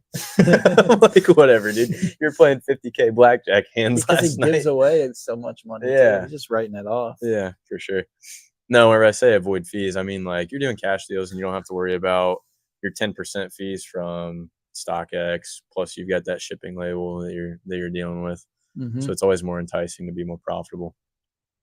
Goat and StockX are just sneaker selling websites. They're apps. Yeah, apps. Download them, plug in your information. I have how-to videos on how to get started on selling on all those platforms. Just hit the playlist, how-to. It definitely is time consuming looking up every brand. That's just how most of us have started. That's just how you build that mental knowledge. Yeah, Arbitrage Garage said in the last one that he'll go through entire aisles sometimes, scanning every item. And he too has gotten better at that. So I'm sure, well, he even said he'll find certain items at one store, and then whenever he goes to the next, he might go just in that area or just away from that area because it's something that he already sourced or something that he sees a lot of potential in. Yeah. Got to put in the footwork. All right. We're finally out of questions. So that's great. Let's keep going with the keys to Q4 success that we've talked about for maybe 4 minutes of this hour and 42 minutes. I can't believe we've gone this long. So, I mean, we talked a little bit about certain things we want to source. Adam's trying to be more profitable. Really, we're trying to stack inventory so that we have enough to get us through Q4 in the first place. But also, like Adam's trying to be the most profitable. Whenever it comes to seasonal things, we already mentioned Halloween stuff, Christmas stuff. Those are going to be hot. Demand items, inventory. Not even just those, like having things people are going to be buying as stocking stuffers, clothing they're going to be buying, shoes they're going to be buying, like having stuff that is having good sell-through rates. If you're not sure what that is, check out my what is sell-through rate video, and I explain how to identify good winning products as well. Yeah. Having that in demand. You can't just buy inventory to have inventory. I've said that a lot. Like I'm always telling people to stack that inventory for Q4, but that doesn't mean just buy a bunch of junk that's not going to sell. It needs to be good inventory that is selling through well, and you're going to be able to move this Q4. Right. And keep in mind, like always think ahead too. I don't want to get like so close-minded to where we're thinking about just Q4. Adam mentioned before there might be some discounts on things you might hold for another 9 to 12 months. If this stuff goes on, if this stuff goes on discount, you might set yourself up for Q1 and Q2 of next year. So the things that are going on liquidation in Q4 are like summer items. So like buying those items up. And in the summer, I'm buying the winter items up. So, and like we talked about earlier, the Christmas clearance stuff, you got to hold that for a year, but that's money. Yeah, for sure. It's always going to come back around. It's always going to be back in demand. It's just no one's thinking about buying that stuff in the off season. You just never see sales like the Halloween stuff. Really, sales haven't picked up until I would say there might be a little bit of a spike in Christmas and Halloween stuff in July, just because a lot of these places where the weather's good year round, they'll have like a Christmas in July event or Yes, something like that. it's So true. they'll have decorations that they put up and compete with people in their neighborhood for that time of year. But other than that, you don't really see seasonal items peak in sales until closer to the holiday. Mhm. So be patient with that stuff. And don't be discouraged if we make it through the holiday and it doesn't sell. Just Right. keep that on ice. Things are going to go up in value over time, like we've talked about. Be consistent in everything that you do. Be listing every single day. Be shipping as often as you can. I ship every 2 days, but sometimes in quarter four, I'm shipping daily because it is a thing on eBay. I don't know if you've noticed when you ship, I've noticed that sales start to get like pumped. For Like sure. it's a thing. Like For sure. I'll not ship all weekend and sales will kind of slow by like Monday morning because I've got so many orders backed up and eBay's like, hey, you need to ship these. Like I'm still Mhm. shipping them in the time window, but when I start shipping, like sales start like flooding in. I don't know what it Yeah. is, but it is definitely a thing. I don't know if it's probably not even like good feedback, although you're more inclined to get good feedback if you're timely with your shipping. Mhm. But I feel like it's just another way of being active on the platform. Like if they see, and maybe that's it. Maybe if they see updates in the tracking, that counts as like activity on your store. I don't know. Maybe it's a thought. Maybe. Also cross listing, getting your items Hmm. in front of as many eyeballs as possible. I sell a lot of seasonal items on Mercari. I sell a lot of like multi-quantity items on Mercari in quarter Hmm. four. Mercari is a great quarter four platform that I've had a lot of luck on. Yeah, Facebook Marketplace I was too gonna with say shipping. Facebook Yeah. because people really want local items whenever it gets close to seasonal things being hot, just because they want them right now. They don't want to Mhm. wait on them to be shipped and risk not getting them in time. Whether it be for gifts or decorations or what have you. That happened. Like pools did better for me whenever those were hot at local in person through Facebook. I didn't sell like anything during the time on eBay.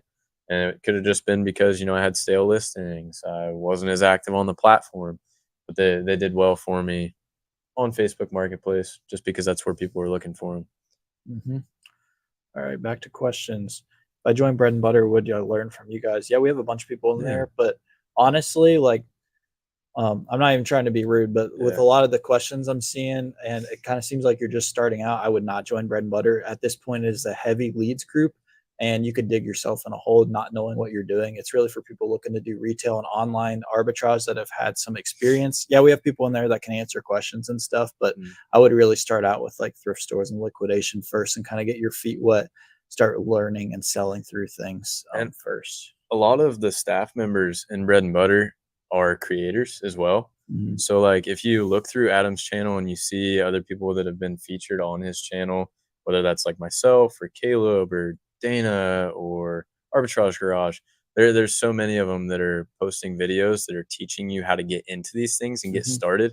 So take advantage of that first, and then once you get your feet wet, then maybe join Mhm. Bread and Butter and gain some better online and retail leads. Also, he said, I've been doing it for 3 months and still ain't crushing it like Adam. Zero new eBay store. I mean, I've been doing this for over 15 years now, so you can't Yeah, really compare your 3 months. Like, it yeah, takes years upon years to gain the knowledge and the inventory. Like, it takes a while. right. There's no way around it. Like, you're not going to just scale up and be like all these people you see online. It takes time. It's a grind. It's not a get rich quick scheme at all. Not at all. Reselling is an absolute grind. You need inventory, and it takes a lot of money to get up and get good at this game. You're not going to get rich fast. That's just, if you're looking for that, find another avenue because it's not reselling. Really, everything that we do is a grind. I can't say that anything that we've done that we've been successful at has happened overnight. I mean, we're pretty young, but Adam's been doing reselling, whether that be online or retail, for 15 years. I've been doing sneakers for over 10 years. Even like the YouTube stuff, we've been posting. I posted 2 videos a week while I was working a full time job and dealing with other side hustles Hmm. for an entire year before I even gained 1,000 subscribers. So, and Adam did the same thing. He's still doing the same thing. He's pumping Yeah, out content left and right. It's I definitely haven't not something that's been given to us. I Like we haven't missed a grind. week of posting 2 videos in 2 years. Yeah, which is insane. I can't even say that I've done that myself. I've gone 2 weeks this last 12 months that I have missed a week of posting a video. And honestly, a lot of it was because I had a video that popped off and I wanted it to run its course and get as much exposure as possible. But yeah, everything that we do is a grind. The reselling is exactly the same thing. You got to get the time under your belt and grind and grind and grind until it pays off. And I easily could do twice, if not 3 times as many sales if I just put my head down, didn't make content, didn't help people in bread and butter For sure. with it. But that's just not as fulfilling, and that would just be boring to me. Like, Mm, I know I could push over $1 million in sales if this is all I did, but I really enjoy reselling at the rate that I do it, and I make a full time income as it is. I wouldn't even need um, anything else, but yeah, I enjoy being able to help people and teach people how to do this as well. So that's why I'd say probably 50% of my time goes towards like mentoring and making videos. Whereas if I put that time towards just reselling, I definitely could hit it even harder. for sure. Yeah, and I mean, we sacrifice a lot of time for your guys's expense. I mean, ask away questions. Hmm. I feel like we always try and do our best to share what we know because there's money for everybody to make. There's no sense in us being selfish and doing this all on our own because there's plenty of profit for everybody else to make. Hmm. I need to play with my mic more. I'm actually trying to tighten it so I can get Recon is this. just spitting facts over here. There I'm we just go. throwing them up on the screen for you guys. I'm gonna be like Steiny on the pod. I think every time Steiny Oh, you're asks, putting it up a little bit? I don't know. Every time Steiny asks a Oh, big question, I feel like he gets nervous and he'll like sit there and twist the knobs on the mic throughout the entire question where he asks a big one. well, he probably doesn't have $30 Amazon mics, so I don't know that you want to play with it too much. Yeah, it It might might drop, might right? just fall off. I did fix it though. We're Gucci now. Let's go. Ready for another 2 hours. Sneaker guy. What? I might have Wait, to. I'm just gonna have to make my hoodie say sneaker guy. it's not letting me put that up on the screen. I think there we go. Sneaker guy. What else do you sell or do besides reselling? Good I question. still have a full time job. I help manage oil changes and car washes. That's a 50 to 60 hour a week job. I've done that for, I've got 9 years under my belt now. September 4th is like my work anniversary. And so Work anniversary. I've got 9 years under my belt there. So that's a good chunk of my income. I resell shoes. I do online and retail arbitrage. Obviously, I do YouTube. I have a storage business also. In 2020, I purchased my first self storage building. So I manage storage units, rent those out. That's fun. It's a good gig. It's a good passive income. It's low maintenance. Hmm. It's a hard thing to get into because it is such low maintenance. We could probably take a day and spend a whole episode just talking about storage units. Storage We could units. probably do Yeah. that after we do like MPTV. Yeah. So we could take like that whole next episode and just talk about different side hustles that Yeah. We're I'm gonna into. tour his where he stores all his shoes and his whole Yeah. like system where he ships and everything. Yeah, So because mine will be like a totally different perspective. A lot of the guys that Adam has interviewed so far do most of this stuff full time, whereas my eBay is kind of on the back burner. And my mhm, shoes, even, it's a priority of mine, but that's not like my main source of income. Obviously, I still have my full time job. mhm. The storage business is a really good side hustle for me. And I manage a country music artist also, which that is so rewarding. I have so much fun doing that. That's a grind, but this guy, his name's Alan Carl, I super was gonna say I successful. was gonna drop like a big name, be like, yeah, no biggie. It's It's like a Luke Bryan. it's Hardy. Yeah, I manage him. What's up? I could probably can I get like in trouble for saying that? I don't know. But no, his name's Alan Carl. He's a country music artist in Ohio and he's done really well, especially within the past few years, gained a lot of exposure. Super talented dude. And I have a lot of fun working with him and the band and everything that goes with it. All the business aspects. I've learned so much. And yeah, I just like gaining the knowledge more than anything. I Mhm. feel like learning about the different spaces, whether it be social media or YouTube or this business or that business, I just feel like I can't learn enough about making money and business and growing Mhm. something. You got your oars in a lot of water. Yeah, it is. It's probably like not the best thing. That's Not some advice that healthy, I would but give you guys. Yeah, that's a piece of advice that I'd give you guys. Find something that you're good at and put the gas to the floor. mhm. It's cool to be diversified to an extent, but if you can be really, really good at something, you should probably just, take it like a rocket ship. Yep. Thank you guys for the comments. Yeah. Kind comments, Thanks putting for the those up. love. Question for Sneaker Guy. Do I you love it. auction your storage units that people don't pay, or do you go and resell everything? That's a good. Yeah. I've told you this before. Yeah. I was like, we should run our own like storage wars I feel out like of out of your unit? I feel like it might not be as interesting to me as it would to everybody else. I probably should have done this like a year ago because I had like 3 or 4 units come up that were behind on payments. I've done a really good job in the past 6 months to a year of weeding out the bad tenants and getting really good tenants.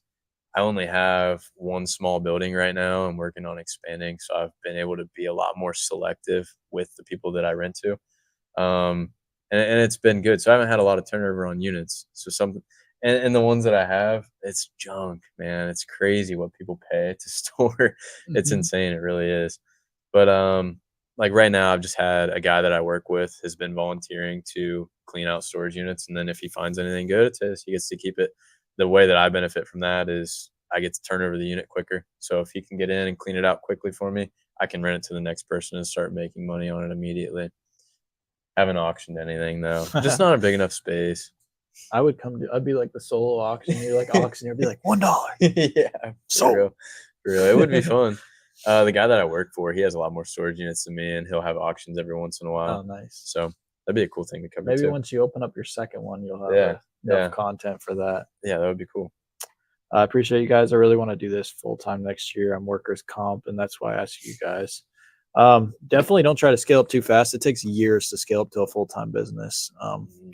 It's not as easy as it looks, and it takes a lot of inventory to have enough. Like if you're thinking you're not having any other money coming in besides that, you got to make sure that you're making For good sure. money and that you have enough sources and places to find inventory, which takes probably 2-3 years to build that knowledge and those connections. It's a leap of faith too. I feel like Yeah. I've had multiple times where the timing has aligned for me to do something like that and go full time. And I'm scared. I'll be the first to admit it. I've had plenty of opportunities to go full time with this stuff, and I've been I've been comfortable and complacent with working a full time job. It's hard to walk away from. It really Mhm. is. So definitely be confident in yourself. Sneaker guy AB. Let's go. I'm getting all kinds of nicknames. Do a Q&A on how to make social media work for you. I mean, it's literally just Adam's good at social media. I've You don't done even no talk about like some of I've the other stuff that you've done. no, I never talked about what I did before YouTube. I Yeah. have a Cowboys Twitter with like 60,000 followers. Which that's And like really hard to grow organically. I yeah. feel like that was one of the things that like blew my mind whenever I met Adam. He was like, "Yeah, I have like this account and this account," but it wasn't even like it wasn't a flex or anything that he even really used to make money, except for maybe like a No, couple I of small sold a merch bunch of items, stuff off of it, yeah. like your like wristbands, stuff Mhm. like that. Which you sell on eBay too. You can Yeah. see those in his what sold videos. But yeah, I mean that's hard to grow a following like that organically, and Adam's really good at it, and I've learned a lot from Hayden too. We'll bounce ideas off of each other for Mhm. short form content and long form content, and yeah, we really just try and put our heads together and build that. As for, like, most platforms, though, it's really just, like, being consistent, like, it Yeah, sounds cliche, but, like, it's so true though. YouTube, I didn't have 100 followers, I don't think, until, like, month 3 or 4, The and I first 100 posted was tough. 3 videos a week. The first 100 was so tough, and you get discouraged so quickly too because you're posting, you're putting the time in to make those videos, Mhm. and whenever you start, you're not as good at it either. Yeah, I So was gonna say, you put the time in, but I go back and watch those, and I'm like, "I see these why were no one subscribed. These are terrible. bad." Yeah, yeah. But and it's kind of good that they get buried, but at the same time, it's like, dang, do I want to burn out like my best content ever right off the rip? Because is it Mhm. even gonna get viewed? Right. You Yeah. don't. Social media is a grind, man. It really is. Yeah, for Consistency is YouTube, key. just stay consistent, like, Yeah. Austin had so many, like, duds of great videos that didn't go off, and then he just has one pop off for, like, 200,000 views just Yeah. because he stayed consistent. He bugged the dude in the DMs, Mhm. got it done. You'll get a big break eventually. There was a long time where Adam and I were comparing analytics, and I was just like, man, like, why is this not taking off for me like it did you? From the get go, we kind of thought that I was in a space that I had more potential to Mhm. grow more quickly just because of our different areas of interest. And it was kind of a rude awakening whenever I had, like 9 months under my belt and I didn't really think that 1,000 subscribers was in my near future. But it ended up working out just because of one big break. And then now I've been able to grow some long-term content and it's carrying me. Mhm. And who knows whenever the next big break's gonna happen. Yeah, Same you with never Adam's know. channel. I mean, it's crazy. channel's growing substantially. I know. I want one of those 200,000 views in like 2 weeks. Oh, it's crazy. Pop me off to like 100K subscribers. That was nuts. And it's super rewarding, and it gives you motivation to continue doing what you're doing because, man, whenever you see all those comments and the great feedback flood in, it's like, all the hate comments. There were a few. Yeah, there were a few. But honestly, like, I got a lot of love from those interviews. Now that I think about it, there were some hate comments. There's always hate comments. Yeah, but there was like a lot of love just for like showing the respect for me to take the time to go out to do something like that and make it happen on such short notice. They like just reading through that stuff and seeing the feedback from it. It just motivates you to keep going. Sneaker Guy needs to change his name to It's All About Sneaker Guy. Yeah, I need to redo all the merch. This actually is not going to be available anymore. I'm going to redo it all. It's just going to be Sneaker Guy. Wait, Adam, I have an Instagram and other stuff, but do you do hashtags? I did like it used to be the thing, 10 years ago. Yeah, they're hashtags don't even help now. I mean, I might post them occasionally, but no, that's not how you grow. You got to just grow by being consistent, putting out good content. That's all it is. If you're not good at content, put out bad content until you put out good content. That might be a good episode title, honestly. I'm making a video actually, how much I make on YouTube at 25,000 subscribers, but I got to wait another 500 till to hit 25K. Yeah. Nice. Yeah. So, maybe those will be future podcast episode. Want to be an influencer or something like that? Yeah, something about being an influencer, how to grow social media. We can talk about all that stuff. I don't post hashtags on videos, no.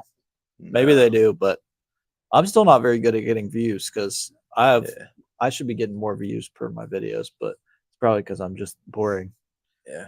I thought I was going to be good at certain platforms that I wasn't. I thought TikTok was going to be like the easiest thing ever. I didn't do worth a crap on TikTok. Oh, I did, but then I deleted it because that app is scary. Yeah. So I grew to like 1,000 in like a couple weeks. Yeah. And I just was, the more I read about it, I was like, yeah, I don't want to be any part of this. So it's not worth the people I was just trying to pump people to YouTube, but it's not worth it. The conversion's tough too. It really is. I stick with Reels. I've been doing eBay hard for 3 years and I'm still nowhere near full time. Can't do it full time without a lot of inventory. Yeah, exactly. It can take even more than 3 years. Like it's a grind. Like you guys see how much inventory I have, and that's a full time business.